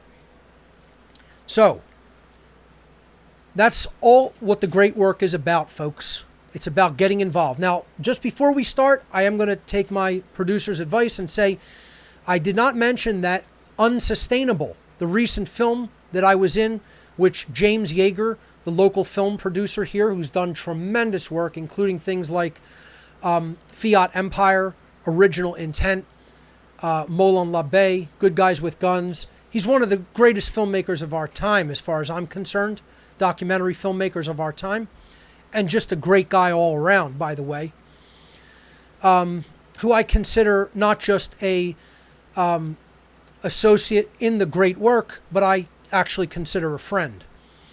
He made the documentary Unsustainable. Both parts are out, and they are released on DVD, and they are out on the internet as well on his YouTube channel. His website is mecfilms.com. MEC Films, that's Matrix Entertainment Collective Films.com.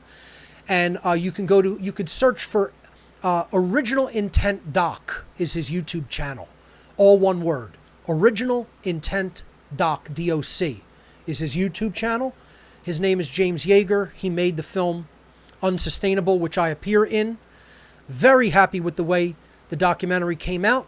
People can visit his website or YouTube channel. Please get a hold of Unsustainable. It came out fantastic. So that's my brief announcement that I left out of my slides. Thank you to my producer for reminding me. Let's jump into the actual content of my slides for today. And again, this show is called Remaining Loyal to First Principles in an Age of PSYOPs and Disinformation. Again, I will take this at my own pace. I'm moving pretty relatively slow pace here today. If we get to calls, we get to calls. If we don't get to calls, we don't get to calls. If you want to listen in via the call room or you want to wait in queue for calls, there's the Discord channel. That's whatonearthishappening.com/Discord. It's spelled DISCORD. That's what we take calls on the program. We usually do it in the third hour of the show from 5 p.m. to 6 p.m. East Coast time. More likely than not, I'm not going to get to calls today, but if we do, that's the URL. Maybe next week we'll do an all call-in show, okay? Everybody is going to want to know what I think about the coronavirus. If we could please switch back to the slides. Giving my producer a moment. There we go. Everybody is going to want to know what I think about the coronavirus, so-called pandemic, because everybody's in a state of confusion about this. No one knows really what to think that it is or what's going on. And again, I said we're in a dark time, and it's not for the reasons that some people will speculate. It's not because of the virus, folks. It's because of people's reaction to this so-called pandemic.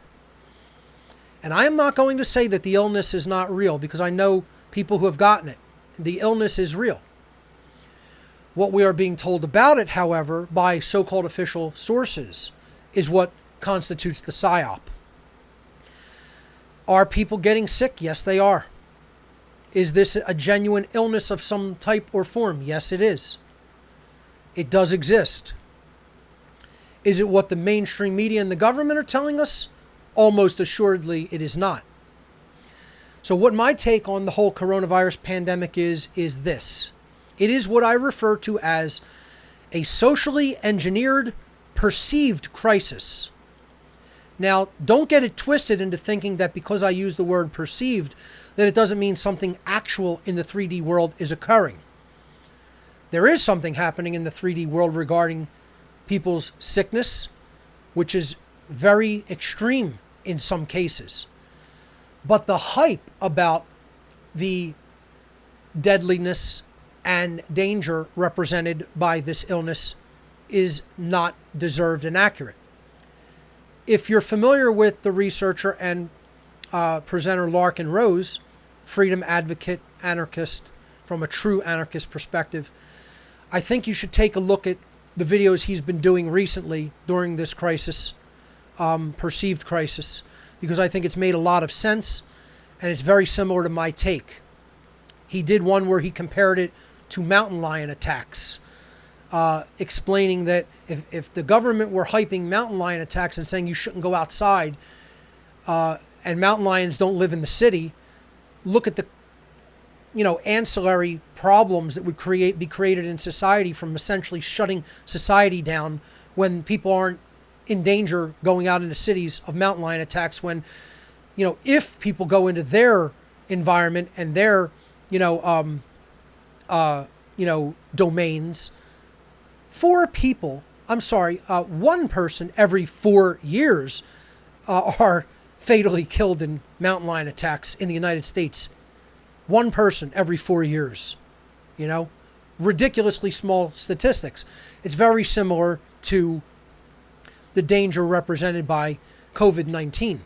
So the COVID-19 pandemic is an orchestrated and managed large-scale event.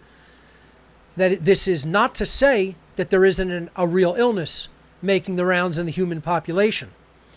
But this event is designed to steer the public's mental perceptions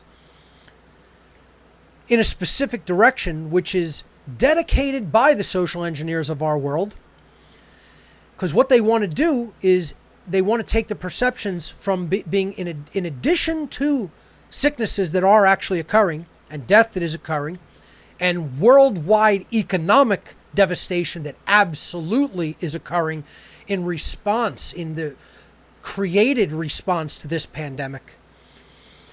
What this socially engineered crisis is designed to actually do is to create fear, trauma, cowardice, inaction, distrust, division, and submission in the human population. Now, you look at all of those things. Those are the real pandemics that are happening. The illness is not the pandemic. The illness is what it is. It's an illness that's occurring for certain reasons. And I may not even get into speculating at all today about what those reasons are. Quite frankly, the reasons that this illness presents itself are not that important. What is important is our reaction to the presence of any given illness in our society. So, the reaction that has been specifically socially engineered by the social engineers and their henchmen, the mainstream media, is one that is elicited and designed to create fear, which is one of the biggest pandemics in our society, the reaction of fear, going into the R complex of the brain, and then not thinking clearly about what's really happening. Things that we talked about here since day one on What on Earth is Happening. Things that people, quite frankly, should know a lot better regarding how they have viscerally, emotionally reacted in emotional mind control to this mind control, socially engineered event. They have fallen for the hype and fallen into a consciousness of fear, which is where they want people, because if they're in fear, they're easier to control. That's what the social engineers and controllers of our society want everyone in that consciousness. You look at me from day one since this has started, absolutely zero fear. What dispels fear? Knowledge. I've had the knowledge of how a lot of this stuff works since before I ever started on What on Earth is Happening, ladies and gentlemen, quite frankly. Haven't thought that health works the way it does. Haven't thought that the transmission of disease works the way it does. Understanding things about human diet that most people don't understand. I've tried to communicate all of that endlessly to people. Tried to explain to people the dangers of the meat diet. Tried to explain to people to bolster your immune system through supplementation, adaptogens, etc., juicing. And that doesn't mean taking steroids. I've had actual people, when I use the term juicing, actually think that I meant taking steroids. I mean, this is where some of us are at, folks. Like, it means juicing fruits and vegetables in a juicer, turning it into liquid and drinking it, fruits and vegetables. Please, folks, I mean, would you think as much as I am into health that that's what I would have think, like injecting steroids? Really? I mean, really? Should I have ever had to field an email about that once, ever? It means get a juicer from a health store or department store and run some fruits and vegetables through it and drink the juice. That's what I mean by the word juicing. Please. We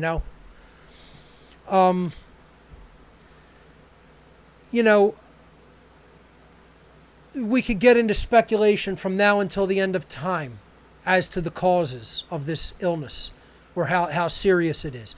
Quite frankly, the point is falling for the media hype and then calling for other people's rights to be restricted. You don't know how many people I've had to literally block, unfriend on social media, mute them, and just unfortunately have to look at in a way that totally diminishes my respect for them as a human being. And guess what? It could be mutual. So be it. I could really give a damn. Couldn't give a damn. Couldn't give any less of a damn. Because friendship doesn't matter to me as much as sticking to principles does. And that's what it's all about. This is another thing I think Larkin Rose did an excellent job recently talking about. You can get his videos on his YouTube channel or on his library. I recommend people go into his library. That's what I'm going to start sending people more to. There's much more on my YouTube than library, but I'm going to be, uploading content. That's another thing I need. I need people to get involved, in just helping me manage these things. I do it all myself. I can't do it all day, every day. I need a break from this sometimes. I need people to take over some responsibility of just even helping to upload content. I want to get all my stuff uploaded to library. That's a Herculean effort in and of itself. But Larkin was talking about, he stands, with legitimate protesters if they're protesting against police brutality. He stands with people defending their homes and businesses if they have attackers coming at them. We're condemning people who are doing violence and on the side of people who are defending against violence. That's called staying to principles, sticking to principles. And, when you look at the actual danger posed by this, people with compromised immune systems and the elderly sequester themselves. If you're concerned about that and about it affecting you in a negative way, you can sequester yourself. You don't sequester other people and demand that they be in the type of fear that you are. You take precautions because you cannot stop other people from exercising their rights and going about their business in public. That's the fact of the matter. That's called understanding self-ownership and understanding rights. And it's not like a leper going up to people and trying to spit all over them. And then you could even get into the argument, will that transmit leprosy? First of all, we have to look into actual transmission vectors. This is part of what, again, I'm not going to really get all into today, but this is what people have to understand they need to research. And they need to look at. Do things like this actually get communicated by coughing or sneezing on somebody or breathing the same air in close quarters? I would suggest that is not the vector of transmission. But again, we could speculate on things like that until the end of time, and you could find medical and scientific experts that will argue both sides of the equation.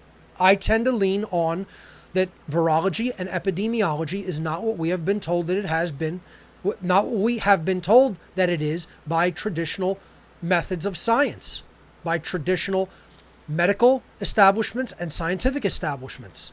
That is my position, and I have every right to hold that position and to explore it. So another aspect of what they're trying to put us through in this socially engineered crisis is trauma. The trauma of not being able to conduct our daily lives, the trauma of having our rights stripped away, the trauma of the fear, if we bought into it, of getting sick or our loved ones getting sick. Cowardice is another part of the real pandemic. And how many people has this turned into cowards who won't stand up for their rights, who are doing everything the media and government have told them to do because they don't want flack and they don't want any more hardship in their lives for going against the grain. How many people are wearing a mask just because they were told they have to? Cowardice leads to inaction in the world. All of this has been designed to get us to distrust each other. You know, this city that believes the mainstream media, Philadelphia, I mean, you know, these people, I mean, walk down the street like if you're coming at them and you aren't wearing a mask because you don't believe the mainstream media and the government, like you are a bomb that is going to explode. They'll walk to the other side of the street, all distrustful and cowardly. It's unbelievable. It's like they're on their digital devices or on their TV saying, Master, what do I have to be afraid of next? Whatever you tell me, I'll be afraid of it. It's really pathetic. It's pathetic, folks. It's pathetic. It's pathetic, and people should know better by now. They should know better by now, and they don't. The division that it has created amongst human beings, the people who did this, they know what they're doing. They're chess masters. And the division that they have sown, guess what, folks? I'll go right into the division aspect of it myself.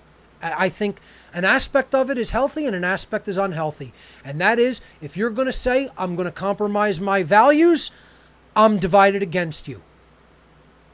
But the other aspect of the division that the social engineers have fomented is division between people who accept everything the mainstream media says versus the people who are skeptical of that worldview. It's a big part of the division that's being sown. I'll always take the side of division when it comes to people who say I'll abandon my principles at the first sign of danger or trouble. You never had any principles. How about that? Let me say that again. You're the kind of person who says, I'll drop my principles at the first sign of trouble or danger. You never had any, boy. You never had any, little girl. You're not a man or a woman. That's called the attitude of a punk-ass child. You never had principles. I'll say it really hard to people. Right to them. You don't abandon your principles in the face of any danger, real or perceived. The principle is eternal and changeless. It's immutable. And we're going to get to that. And finally, what this pandemic, socially engineered pandemic crisis has created is total submission in many people, where people are just saying, I'll do whatever is asked of me. And that's called submission. Regardless of what the truth is, they're willing to submit because government and media told them to. Nothing could be more dangerous. That puts humanity in an extremely dangerous position. And you know who are the people out there saying, yes, sir, anything you say, sir, ma'am? The military and the police. The order followers are the biggest danger in this time. The biggest danger. They've always been the biggest danger. It's what I've been saying since day one. Nothing has changed. Nothing has changed, folks. These are all the people that are going to say, I will do my bidding. I will do the bidding of my masters now more than ever because there's a perceived danger. And that's the biggest danger in all of it. And submitting to that is an even bigger danger than the danger that the police and military and National Guard, the order followers, represent themselves. Saying I'll go along with it is an even bigger danger.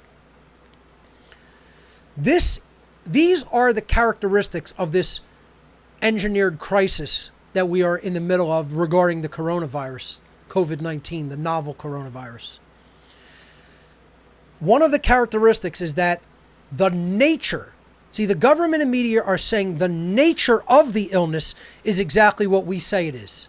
The nature of the illness is exactly what government and mainstream media say it is. That is one of the characteristics of this socially engineered event.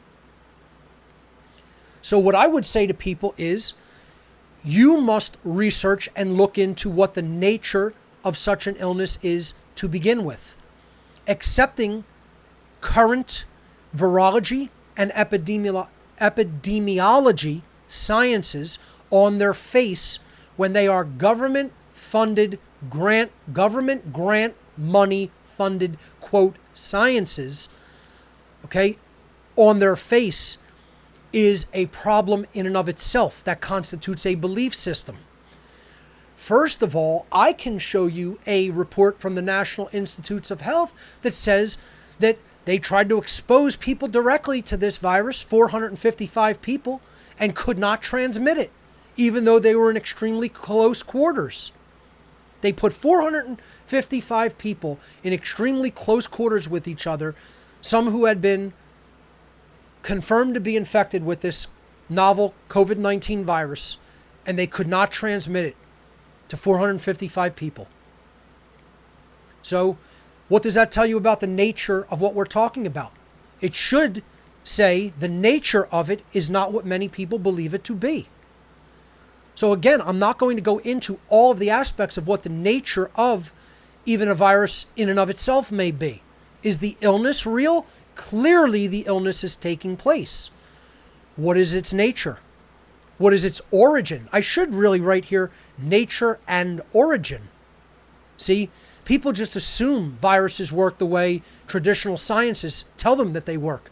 And they assume the origin is, it just broke out of this wet meat market in China. Could have come out of a laboratory, could have come from injection into animals, could have come from injection into human beings, ladies and gentlemen. I look at other vectors, possible vectors of spraying it upon populations. What about putting it in certain water supplies? Probably lots of ways that things like this, because it could possibly not be a traditional virus as we think of. See, this is all speculation and what if, or this is possible. I'm not saying it is this. Much more research would have to be done. I'm not going to jump in a specific camp and say it absolutely is this thing. It could be lots of things. It could be an environmental toxin released as a gas or in liquid form. It could be injections that perhaps release themselves into our immune system over a specified period of time that could be very well engineered to do that. There's many things I could imagine that it may be and work through or as a vector of contagion, so-called contagion. But to just say, I accept what the government says it is, or I accept what the media says it is, absolutely not. You will not force that worldview down my throat and say I must accept it because it came from those institutions. No one will make me accept that. Ever. Nor should anyone accept it just because that worldview came from those institutions. The next characteristic of this crisis is the cause and transmission of this illness is exactly what the government and mainstream media say it is. Again, we could speculate a whole lot regarding what the actual cause and vector of transmission is.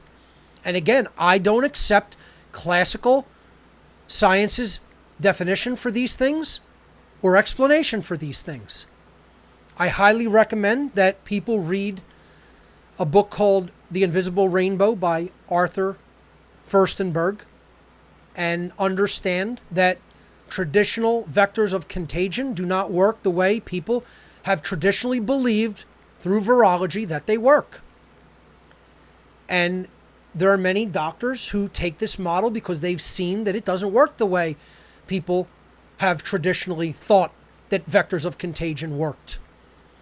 And then that throws the entire perception of this so-called crisis into question mark territory. I'm telling you, don't immediately accept the explanation. And don't think that you already have the knowledge of what it is, what its origin is, what its cause is, what its nature is, how it is transmitted. You don't, and probably no one really does, because more open-minded, true science needs to be done to those ends. And you'll very rarely hear this perspective from anyone, folks. Very rarely. But no one is going to tell me I must accept the nature of this illness, or I must accept how it was caused, or I must accept how it is transmitted. The next characteristic is the threat of the illness is exactly what the government and mainstream media say that it is. Well, first of all, the numbers can prove that. That is a study in epidemiology or disease transmission, which is essentially statistics. And I'm telling you, yes, they can lie about that, and they are lying about that. But you could gauge simply by an understanding, a common sense understanding of just looking around you at how many people are sick or how many know people who have gotten sick, the comorbidity factors that they have, other health issues that they have. Every person that I know that got this illness, regardless of what you think, the nature of it, the origin of it, the cause of it, or the transmission vector of it, every person that I know who got this was older, meaning at least above 45 years of age. I wouldn't call them old, most of them significantly older than 45, but all of them older than 45. 45 is my current age. All of them with pre-existing health conditions, almost all of them with some type of diabetes, almost all of them with very bad diets or borderline bad diets, almost all of them with compromised immune systems in some form or fashion, and not helping their immune systems with right diet and right supplementation. Almost a blanket statement, almost 100%. I would say upwards, in all of those scenarios, upwards of 98%. Less than 2% of people who I know who succumb to this, particular illness of COVID-19 having been truly, it shown that they had this form of coronavirus.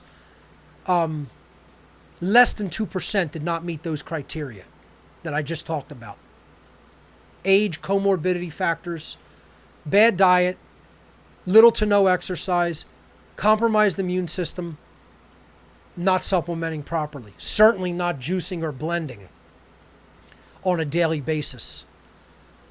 Certainly not taking adaptogens, nascent iodine, other good herbal supplementations on a daily basis. Not taking care of their health, essentially. The next aspect of this is to just totally foment the fear, fan the flames of fear at every opportunity. These people in the media and government are just telling everybody to be very afraid and succumb to their fear. Not telling them how they could boost their immune system. Not telling them to look at other possible nature, origins, causes, transmissions, or look at the actual ratio of what the actual threat to younger or healthier people really is. No, they want everybody to be afraid equally. And so many people are falling into this trap and thinking, oh, this is the end of the world in its, strength, in its virility, in its, transmissibility. It's not, folks. It's not at all. That I can say with certainty. Okay? But with certainty, they want you to be afraid of it because people in fear are easier to control, easier to get them thinking in a clouded way, in a clouded capacity, succumb to their fear, go into the R complex of the brain, and start thinking, because I'm wearing a mask and protective equipment, I'm saving the day. And then anybody who's not is endangering other people. I mean, it's very sad that many people, look, folks, I tried to really take it easy on people, actually, until they really upset me. And I took the easy approach of just turning off people on social media by saying unfollow. When people got more annoying and pressed the issue more and more, and I didn't even say things to most people unless they even said something to me. When they said something to me, I was very direct and almost blatant and said, you're incorrect and you're in fear right now and you'll see it differently at some point and you'll thank me for saying it to you directly. Many people, not just some, I took that approach with.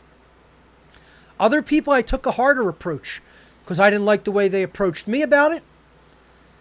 And I probably should have done this with more people, where I outright unfriended them on social media, stopped talking to them in person. I've had to do that with very little people, because pretty much if you know me in person, you pretty much know what I'm about, and you kind of think similarly. I keep my social circle pretty tight in that capacity, and most people that I hang around with aren't idiots, quite frankly, that are easily scammed. So, I didn't have to do too much in the way of saying, hey, I'm not talking to you in person anymore.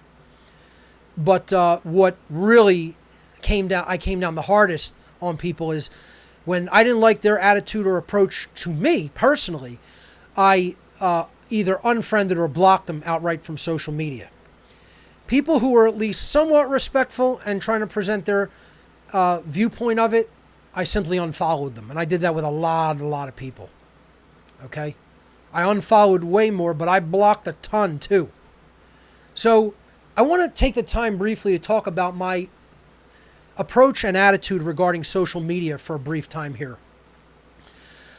A lot of people think the same thing about my social media outreach as they do about what I do here on What on Earth is Happening, that I'm trying to reach the maximum amount of numbers. Let me say it emphatically. I am not trying to reach the maximum amount of numbers of people on social media, just like I'm not trying to reach the maximum amount of numbers here on What on Earth is Happening. I am trying to reach the highest quality people. To those ends, I do want my social media to be more of an echo chamber than a debate forum, a forum for debate. I'm not looking for a forum of debate. If I want a forum of debate, I will go personally on some shit show like Reddit and try to debate imbeciles there and convert them to my point of view, which I wouldn't waste one sliver of a second of my time doing, because my time is way more valuable than that crap. Okay? For my social media, I am not trying to make it a diversified sounding board of tons and tons of different ideas that everybody endlessly debates. I'm sorry. If you think that's not open-minded, I could not give less of a shit. Do you understand? I want my social media, specifically Facebook, to pretty much be a 5,000 person sounding board for natural law. And I'm not afraid or ashamed to say it. I'm saying it openly. What I'm doing here today, folks, regarding this, is I'm being totally and completely honest with you about what I'm trying to do with no hidden agenda. And I'm looking directly in your eyes through the camera and telling to you, if you disagree with me about the really big stuff, like sticking to your principles or about natural law, just get off my social media. It's not for you. I don't want it gummed up and gunked up with dross, because that's what you are. If that's what you're on my Facebook page or any other of my social media for. You are dross. Look it up. Look up the word. It means a bunch of extraneous garbage that isn't needed. Okay? It's stuff that doesn't matter, that is in the way. Dross. Okay? That's basically what it is. It's trash that is there, gumming up the works, that is all it's doing is making things harder to do. I want 5,000 people who have been through my work and do understand what I'm trying to do, which is to teach natural law, and who do want to be teachers of natural law. And who agree with me on the basic first principles. And aren't going to get hung up on all the other little minutia that they don't agree on. You don't agree on, a particular vegetable that I think is healthy and that I say, throw it in your juice that you drink on a daily basis, then just don't fucking drink that. Or juice it. Or eat it or do whatever you want with it. I'm not talking about minutia like that. My social media should essentially be a sounding board, an echo chamber, if you will. I'm fine with using that word, that term. I want my social media to be a 5,000 person echo chamber of people who totally hardcore agree with the basic first principles of what I lay out and want to go out there and teach natural law to others. And I'm not afraid to say it just like that. I want it to be a sounding board and an echo chamber. That's what it's there for. If you're a wishy-washy person who doesn't really agree with what I teach, get off my social media. If you don't agree with first principles of what I am teaching, get off my social media and open up that position for someone who does. Because that's who I want all 5,000 of my so-called digital friends to be. And I want the dross eliminated. And when I find that you are dross, I'm going to unfriend you. At the very minimum, I'm going to unfollow you. If I find out you're true dross, I'm unfriending you. And if you really say shit to try to harm the cause of what on earth is happening, then you get blocked. When I see people directly teaching moral relativism, you are blocked. Because you are the enemy. You're the enemy if you teach that satanic religion. So if you're a moral relativist, not only should you not be my friend on social media, I want to know who is so I can block them from my social media. All right? So I want to make that very clear. So this whole fear mechanism is what's driving people to call for the government to limit or remove the rights of others. This is the last characteristic of this, what I am calling a socially engineered perceived crisis, which is much more hype than it is actual harm. They want you to express your fear by begging the government to limit or remove the rights of others, which is a violation of natural law. And who's the one hyping this crisis as, oh, it's so extraordinarily dangerous that, we have to basically live in a bubble? It's the mainstream media. And this is just one example. You could throw any mainstream media up there. This is one of the worst.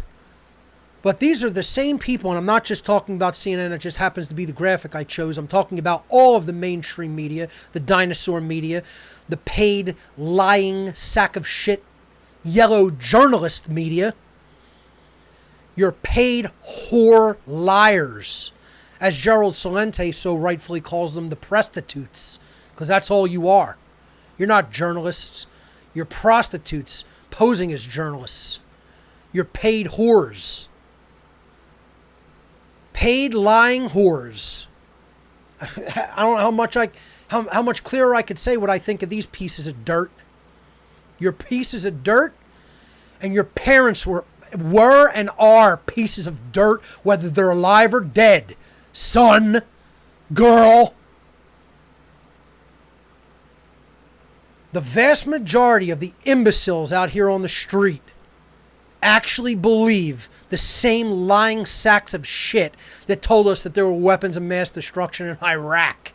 I mean, can you even is it unfathomable? Is it as unfathomable to most of you out there as it is to me that you have jackasses? There's jackasses in the freedom movement that believe these fucking jackasses.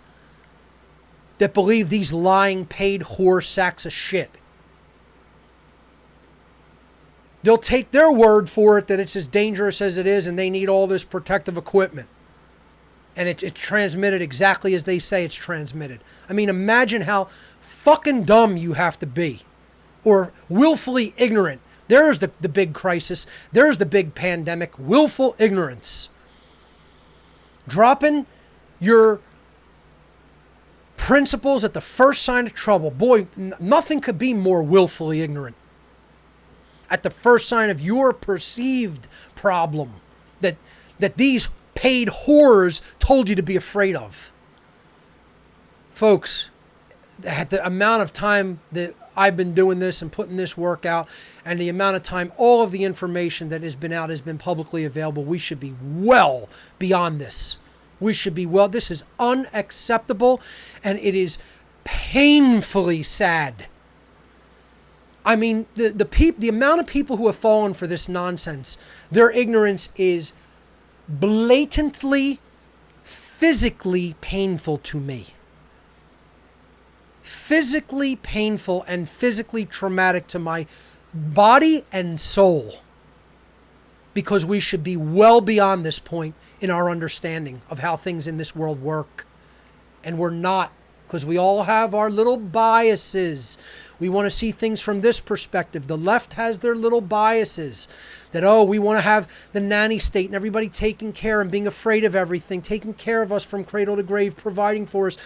And they don't want the responsibility of growing up and putting the big boy and big girl pants on and having our own responsibility for our lives. And that includes our immune systems and whether we get sick or don't.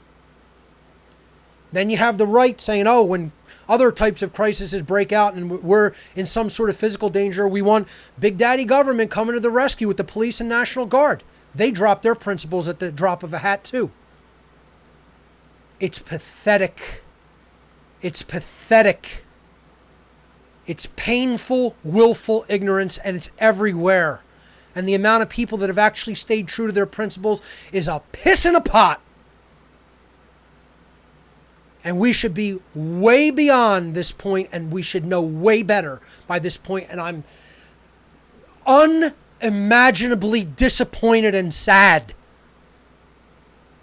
in the freedom community above all else, let alone the fucking idiots out there in the world. I mean, you forget the other side of this window, Jesus Christ. The dunces. The willful ignorance it's colossal. And let me tell you something, folks. The so-called freedom movement hasn't done much better. They've been just as bad. It pains me to have to say. Because many of them are believing these jackasses in the mainstream media. The best meme I saw through the whole coronavirus crisis was this. Some days you feel like you're surrounded by fucking idiots. And then other days you realize it's not just some days. Yeah, it's pretty funny. It's pretty funny. But guess what? It's even more sad than it is funny because it's true. That's the problem. That's the problem. And that's how I feel every day, especially in this city. I mean, this city's fallen. Philadelphia, the place where the Declaration of Independence was written and signed, is fallen. That's the only way that I could say it. It's the only way that I can say it. It's run by garbage trash, and it has become garbage trash. That's one of the reasons I can't get any help here.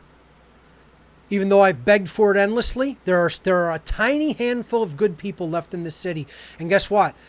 The good people actually believe that the solution is to leave this city and let it be fallen and overtaken. All anybody talks about who has any morals left is, I need to get the fuck out of here. As if that's the solution.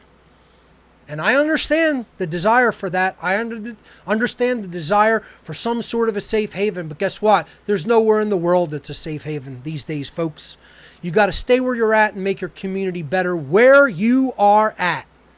And very little understand that dynamic either. It's not the coronavirus that's scary.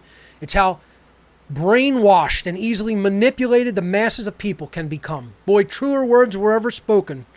The person who made that meme is right on point. That's the real pandemic right there. It's one of the real pandemics.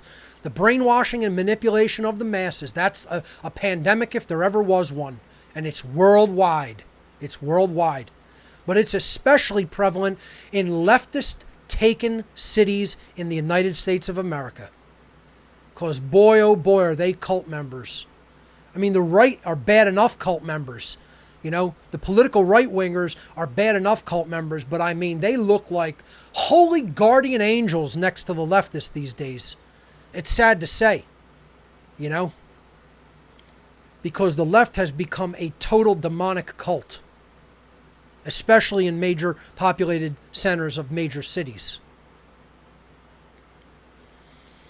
But this is a teaching, it's a learning opportunity, and it's a teaching opportunity. The very understanding that the overwhelmingly vast majority of the human population has accepted the mainstream media hype about this pandemic is the exact dynamic that should show those who consider themselves awake what their own work is to do. And I know that's a mouthful and sort of a run-on sentence, but just listen to what I've said there, folks. because so many people are completely brainwashed by the mainstream media and believe the official narrative about this so-called pandemic. That's the very dynamic that should be waking you up to what you need to be doing. If you understand what the truth of the matter is and how badly brainwashed people are, you need to move out of the realm of just saying, I'm taking in information and learning about what's going on, and get to the point where you are teaching other people in a formalized way, not just mentioning it to them when you go to the damn grocery store. That's not teaching. I'm sorry. The people who think, the armchair quarterbacks who think that you're doing something, fine. I'm not saying don't do that, folks. Don't get it twisted and say be silent when you go in public. I'm not saying that. I'm saying that's not formalized teaching. You're not going to sit there for hours upon hours upon hours and teach people anything. If anything, they're going to be a little bit receptive to what you have to say, and then you move on. You might plant a seed, if that. But that's not formal teaching.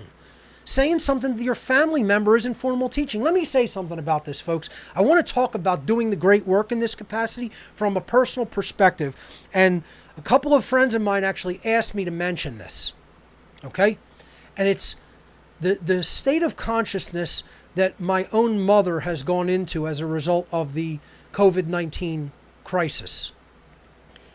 It's amazing. It's amazing. All of the seeds that I planted, hammering information in. How many days I went to her house? I would go from my house over to my mother's house with a DVD. Walk in, I'd go in with the key. Okay? She'd be sitting there watching something like Dancing with the Stars. I kid you not, literally. I walk up to the TV, put the disc in the DVD player, close the tray, switch the input, and say, this is what we're watching tonight. Call the police if you don't like it. An actual, direct violation of her free will. That's how much I hammered this information into her. I said, call the police. I'm armed. If they come, your son and them, some of them will die today. That's what you'll have to do to get me out of this house. I've done it. I'm serious. I'm not even kidding. I've done this. Ask her. Ask her if you ever meet her in person. Finally, after the COVID-19 crisis breaks, the planting of the seeds pays off. And my own mother is calling me. I've had the blinders taken off of me that have been over my eyes my whole life. I can't believe I didn't see it before. This is all about them controlling people and lying to people through the media. My own mother. And then she hits me with, I'm so angry that we're being lied to and controlled like this.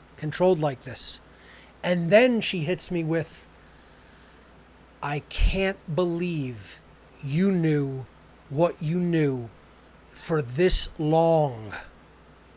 And you've been trying to tell people for this long, and how it didn't drive you crazy. Because it's only been less than a month and I already feel like I'm going crazy. And people, when I tell them it's not what you think it is, they're saying to me, you must be crazy. Now, do you know how much I just have to smile? But there's a part of me that is, my heart is completely warm, that I'm like ready to jump up out of my seat and cheer. And then there's a part of me that's like, Jesus God, that took almost 20 years of hammering knowledge into somebody, and it was one person doing that to one other human being, and it took that many damn years. See? That's what people who think they're doing the great work by just talking to a family member is. Now, what if I just left it there, and I'm just going to convert this person one-to-one in person? No technology, no outreach, no global platform, no putting out formalized media presentations week after week after week, month after month. No, I'm just going to talk to one person. You know the progress that you'd make, or even a handful of people. You might even have 4 or 5 people that are awake to her extent, which is not a great level of awakening. It's good. She sees it now. She's not arguing. It's about control. This is about enslaving the populace. This is about taking our rights away. And I can see it now. That's a spiritual awakening that is at its very budding and beginning, and that's very, very, very encouraging news. But look at the Herculean effort that, in addition to all the time I took to do all of this, I was doing that in person for that many damn years. And now it's just starting to break up through the surface. And she's now at the point where she's at least not afraid to tell other people this is all bullshit. You look at the perspective that was truly done out of, and you look at how harshly it was done. It was done nonetheless out of love. And then she'll say, I could only imagine.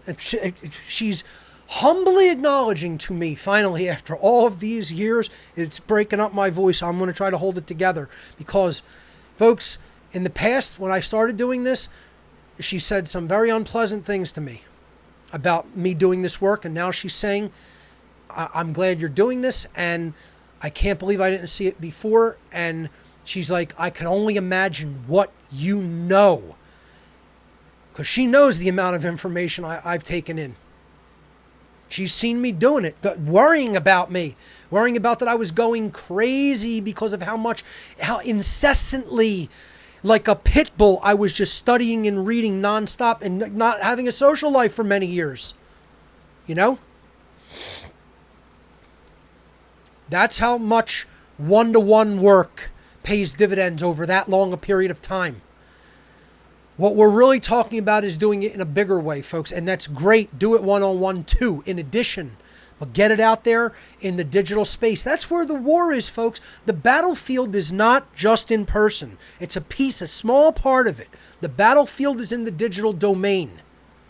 I'm sorry if you're not a techie or you don't like that. That's the reality. That's the fact of the matter. So this should show us what our work is to do. How are we going to reach all these people? Ask yourself the question, is the voice of the truth winning, or is the voice of the lie and the deception winning? What's reaching more people? What's reaching more numbers of people? The voice of the mainstream media and the deception that voice represents, or the voice of reason, logic, truth? I think if you're being honest with yourself, you understand the propaganda of the media is working way better. And, we need to put our own propaganda out there. That's what speaking the truth is. It's a form of propaganda. It is saying, I am attempting to influence your mind toward the right way of thinking. And there is a right way of thinking and a wrong way of thinking about all of this stuff. Absolutely. And the right way is stick to your principles. Stick not to your principles, stick to the principles. Because they're the same principles for everyone. They don't change. And then, as part of this whole pandemic agenda, we have people saying we have to listen to the so-called experts, and the so-called official narrative isn't to be questioned. And you know who this is coming from? This is coming from actual and de facto Satanists. Folks, I very rarely have ever talked about actual names of people inside the satanic community, because guess what? You don't really have to understand their names.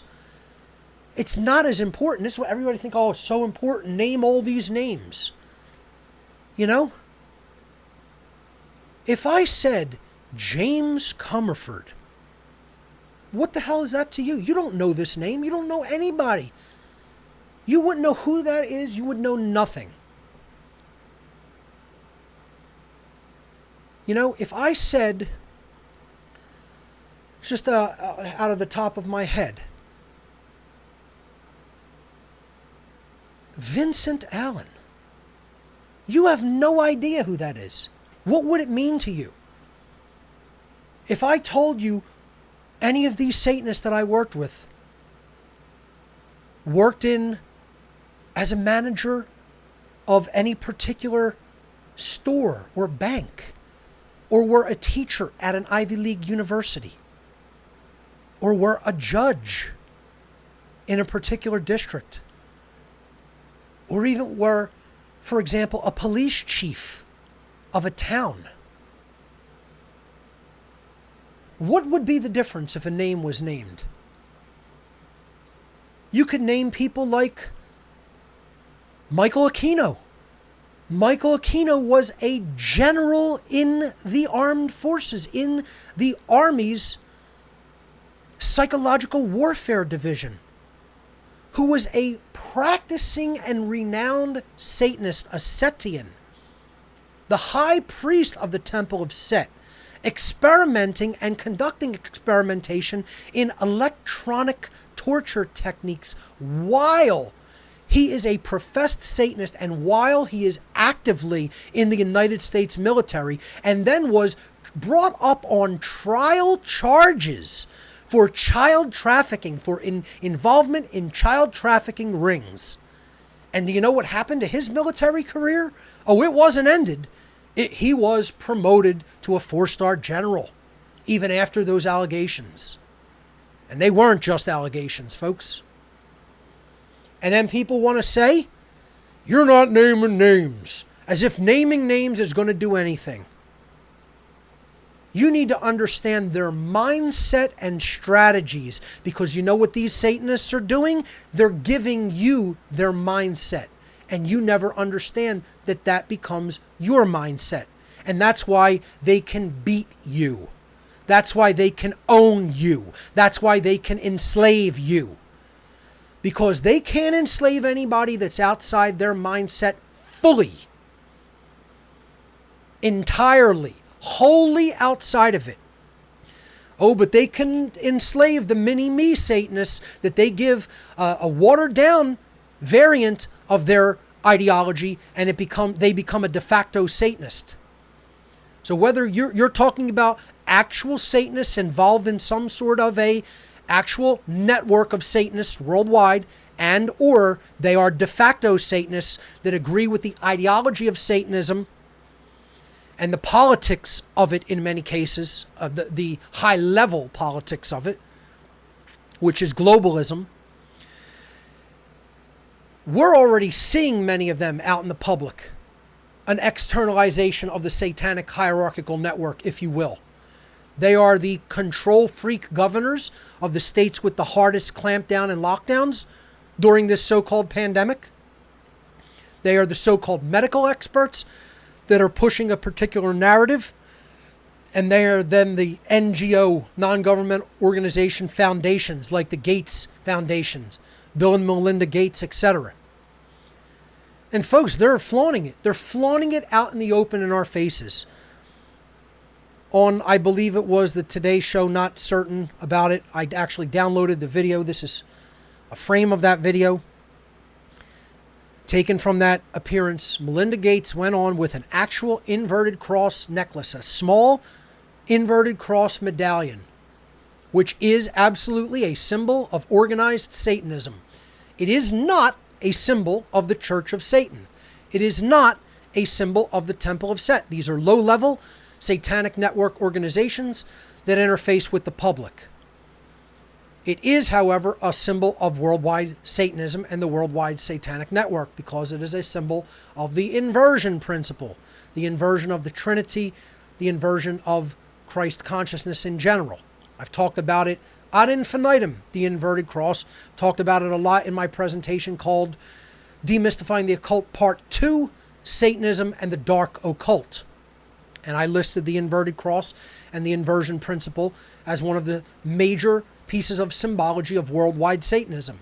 Doesn't matter whether the Church of Satan or the Temple of Set or any other particular organization does not embrace it as one of their particular symbols. The Church of Satan embraces the Baphomet design that Anton LaVey created. The Temple of Set embraces the simple inverted pentagram that was favored by Michael Aquino.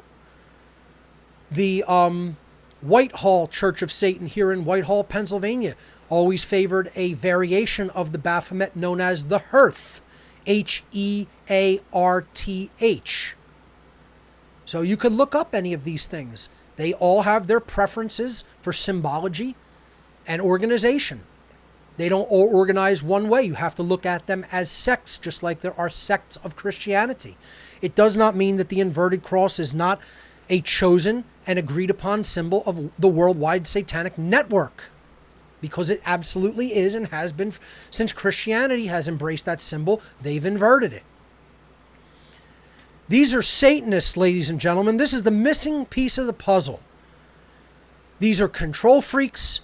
They're people who think they're God. They're people who think there are kings, are rulers, are masters, that their worldview and that their absolute decrees are not to be questioned or challenged. That's the definition of what it means to be a Satanist. The very definition.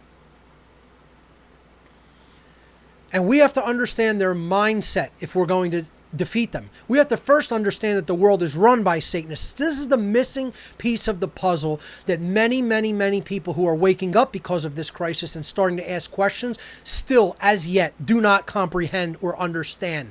That what lies behind the ostensible rulers, the ostensible politicians, the ostensible structures of power are satanic, dark, occult, social engineering mind controllers. And it doesn't matter if you know their names personally, folks. The former governor of Pennsylvania was involved in Satanism. One of the directors of the Federal Reserve was involved in it. People in intelligence agencies are champions of Satanism. People of major banks, corporations, champions of Satanism. Teachers, politicians, judges, police, actors, people in music, in the music industry, people in technology. You could go on and on and on and on. They're in every position of power and influence in our world. And you need to understand their mindset, which I'm not going to go all into today. You can look it up in my former work.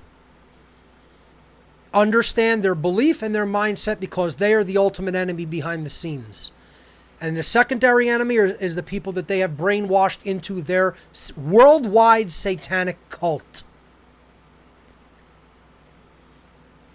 And now their cult members that are out there, including the police, the military, the National Guard, the general public, the big tech companies, people who want to censor people, people who want to socially shame people, the radical left, the radical right. It doesn't make a difference.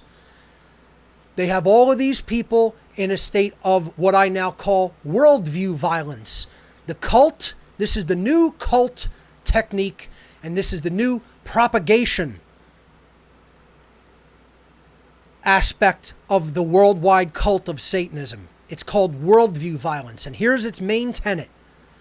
The official, quote-unquote, official narrative of the master class is not to be questioned by the members of the slave class. That's it. The slave class average population is to listen to and accept the official narrative put forward by the satanic ruling class, and that is it. And that's called worldview violence.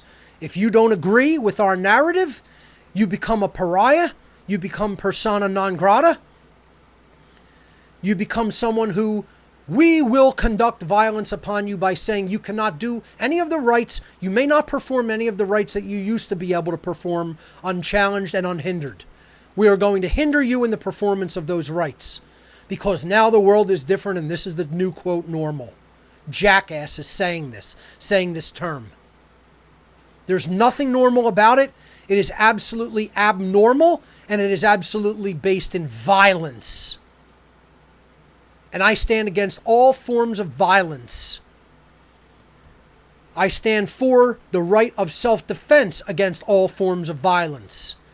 If someone is taking away someone's rights, harming their physical body, taking away or harming their property, you have the physical right to use whatever amount of force is required to stop that non-rightful behavior, up to and including deadly force. And that's what I stand on the side of. I stand on the side of people who have had their rights violated. If you've had your rights violated, that means it is actionable. It is actionable. It's actionable whether through words or actions. And in most cases, it's actionable when you are physically prevented from conducting a right that is yours to conduct. You have the right to take physical action against the person attempting to thwart that right. Now, I'm not saying that you, at that moment, choose to exercise it because most people don't understand that that is a right. I'm saying it is a right. We have to teach more people that that is a right. Sometimes you'll want to try to exercise that right, and unfortunately, more people will show up to try to stop you from the exercise of your right of self-defense. And they want to try to tell you that you don't have a right to defend yourself and your property against violence and duress. Because we're in a state of duress, and that's what worldview violence propagates even more. We are in a state of duress worldwide. Not only the duress of the state telling you you must obey its dictates called laws.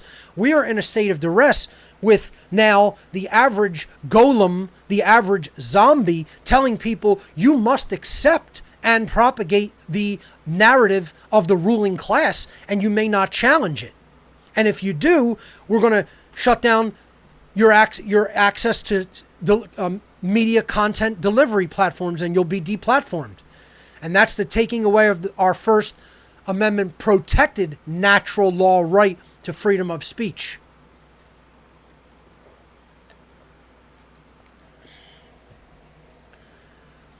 And that's a very dangerous proposition, folks, to tell people you must agree with my cult belief system, and if you don't, we're going to deplatform your freedom of speech and then take physical rights away from you because you're begging for a physical war. You're begging for not for physical violence. You're begging for a dramatic and extremely bloody physical response to duress. If you think this civil unrest is somehow putting people in danger, you have no idea what is possibly potentially coming. You haven't seen real civil unrest. You haven't seen the last word resorted to. You haven't even seen people start to say the lost word no. You've seen people viscerally react in the Ark complex to a bunch of fucking nonsense. And the overwhelmingly vast majority of them doing so completely unarmed. You haven't seen anything that constitutes something to truly worry about when it comes to kinetic action at all. And let me tell you something, folks. Most of the people out there, including most people listening to me, you're not physically ready. You're not mentally ready in knowledge for how to handle a situation like that.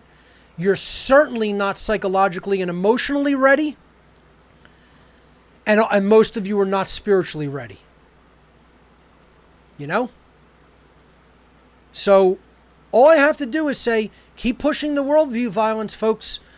And eventually it's not going to turn into, it won't be a protest, and it won't be even riots. It'll be something that most people will have liquid diarrhea running down the inside of their pant leg when they actually see what will really happen. And that is what I've been trying to avert since day one on What on Earth is Happening. However, I am very ready in all of the ways that I just touched upon, from the physical to the spiritual.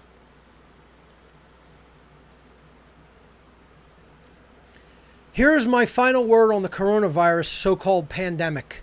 The best meme made about what it really is all about. This is the media hype at the top, and that's what it represents as far as actual death potential and actual true transmissibility for anyone with any kind of a healthy immune system or not extremely old and infirm. That describes it as best as I could put it without words. So let's move on to the next aspect in the time remaining. We won't get to calls. Hopefully I can finish this aspect, is the civil unrest as a result of the, nationwide, as a result of the George Flynn murder. Now, regardless, people have asked me, what do you think about this as well? Now, regardless of what you think is what the actual event of what this group of cops did to this gentleman, again, that's the ancillary issue. You could debate that from now until the end of time. Again, we could go into the who, what, when, and where. We have to look at the why. You got to get down to the causal factors and the understanding of what is really taking place beneath the surface. And the only thing I really want to truly mention about this is that the protests that erupted as a result of this event, regardless of whether you want to see it as some type of a psyop or an actual murder, first of all, the first aspect of the George Floyd situation is police have been summarily executing people on the streets of the United States for decades and decades and decades. It does not matter whether it is a white, black, Asian, Hispanic police officer doing it to a white, black, Asian, Hispanic, Native American human being. The agent of the ruling satanic masterclass doing it to the person who should have their rights respected in whatever way that people should be respecting rights and not conducting violence upon them is not happening. We are seeing police violence against all kinds of people. It is not a matter of race. It is a matter of the state and the violence of the state versus the people and their rights. First and foremost, that is the principle. That is what I've been saying since day one. Race is essentially an illusion. There is one, quote, race, the human race. You know what the real race is? The race against time to morally educate the human race. That's the only race there is. Okay? Before this planet becomes a real, true shit show. You haven't seen the real shit show break out yet, folks, but you're going to see it in your lifetime if things continue along this trajectory. This very dark timeline trajectory that we are on. There are at least, the next aspect of this event that took place regarding George Floyd is there are now, as a result of what occurred, at least 5 separate groups of people involved in the civil unrest that has broken out throughout the country. Stop lumping them all together. It is not one group of, quote, protesters. This is what I hear everybody doing, no matter what side of the flip of the coin, left or right, they come down on. The ones who lean left, oh, it's all legitimate protesters and they could do anything they want. The ones who lean right, oh, these protesters are a disgrace. The police and National Guard should shut them down. It's not one group of people. Stop calling them the protesters or the rioters. It's 5 groups of people at the minimum. And I'm being generous saying, I say it's at least 5 is my qualifier. Here are the groups of people. Protesters with legitimate grievances about the murder of someone. And again, if you even want to look at other alternative conspiracy theories about the nature of this situation, fine, go right ahead. It takes nothing away that the police have been murdering human beings forever. And we're up to over close to 20,000 people have been summarily executed on the streets since 9/11. Above 15,000, between 15 and 20,000, probably around like 17,500 or 18,000 have been summarily executed without trial by their peers, which is said even in their own political system that they have a right to. Summarily executed without trial by peers on the streets of America since 9/11. That's the police state we've become. We were already a bad police state before that. It's just gotten infinitely worse. The second group, police and government agent provocateurs. An agent provocateur is a French term meaning a person who conducts violence in an otherwise peaceful and legitimate political protest to try to give the people who are peacefully and legitimately protesting a bad name. So the police are going out, they have groups that are going out onto the streets and doing violence to people and businesses just to give the legitimate protesters a bad name. That's group number 2. Group number 3 are radical leftists and outright communist agent provocateurs like Antifa, who are not freedom advocates or truly anti-fascist groups. You know, we stand for anti-communism and anti-fascism here on What on Earth is Happening because we are anti-authority. We are anti-all authority. We are anti-all authoritarianism. We are anti-all totalitarianism. We are for the building of a voluntary society without coercion and violence. These are not people like that. They are not anarchists. Stop saying that these people are anarchists. They are fake-ass anarchists. They are taking the label and name of anarchy and using it to an agenda that suits their own ends, which is a communist takeover or a radical leftist takeover, a socialist takeover at the very least. Stop lumping them in with legitimate protesters and or anarchists. They are neither of the kind. The next group of protesters which are out there are white supremacist agent provocateurs going around. These agent provocateurs, no matter what persuasion, police and government, radical leftist, communist, Antifa, or white supremacist, they're all actually out there doing violence to people and property to make the protests look bad and to make anarchists look bad. That's it. That is what the goal and agenda of all of these people are to do. The white supremacist factions want to make people who are non-white look bad and look violent so that other white people will go run to their cause and say, oh, look at these other races doing such violent things and rioting.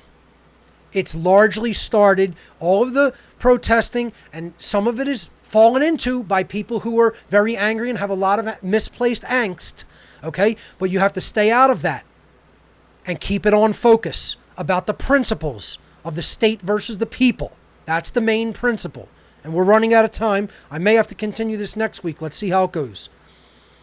The 5th group is opportunist criminals, otherwise known as common thugs and common thieves.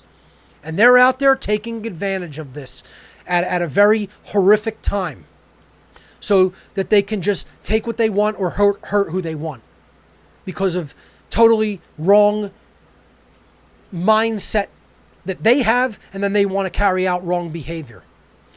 But I want to let people know these 3 groups in the middle, folks, that I've just put in red, you have to understand one thing about them. They're all essentially the same people. They're funded by all the same people. They are funded from behind the scenes by the social engineer ruling class, whether it comes from the radical left aspect of the satanic network or the radical right aspect. It doesn't matter. They're just 2 hands that are all looking to put the human population in chains and getting a clampdown and martial law instituted because they run the show from behind the scenes and they control all of the provocateurs from behind the scenes. They own the police, they own the radical left-wing aspect of the provocateuring, and they own the radical right-wing aspect of the provocateuring. And if you don't understand that, you're a naive, punk little bitch that hasn't done your homework. You're a naive punk little bitch that hasn't done your fucking homework. Get as offended as you like. It will never make what I just said untrue. It's all, those groups are controlled by the same groups of people. And we need to stop lumping all these people together as the protesters. Here's the main principle to understand. Everyone involved in the protests and or riots believe in the legitimacy of government and want it to continue.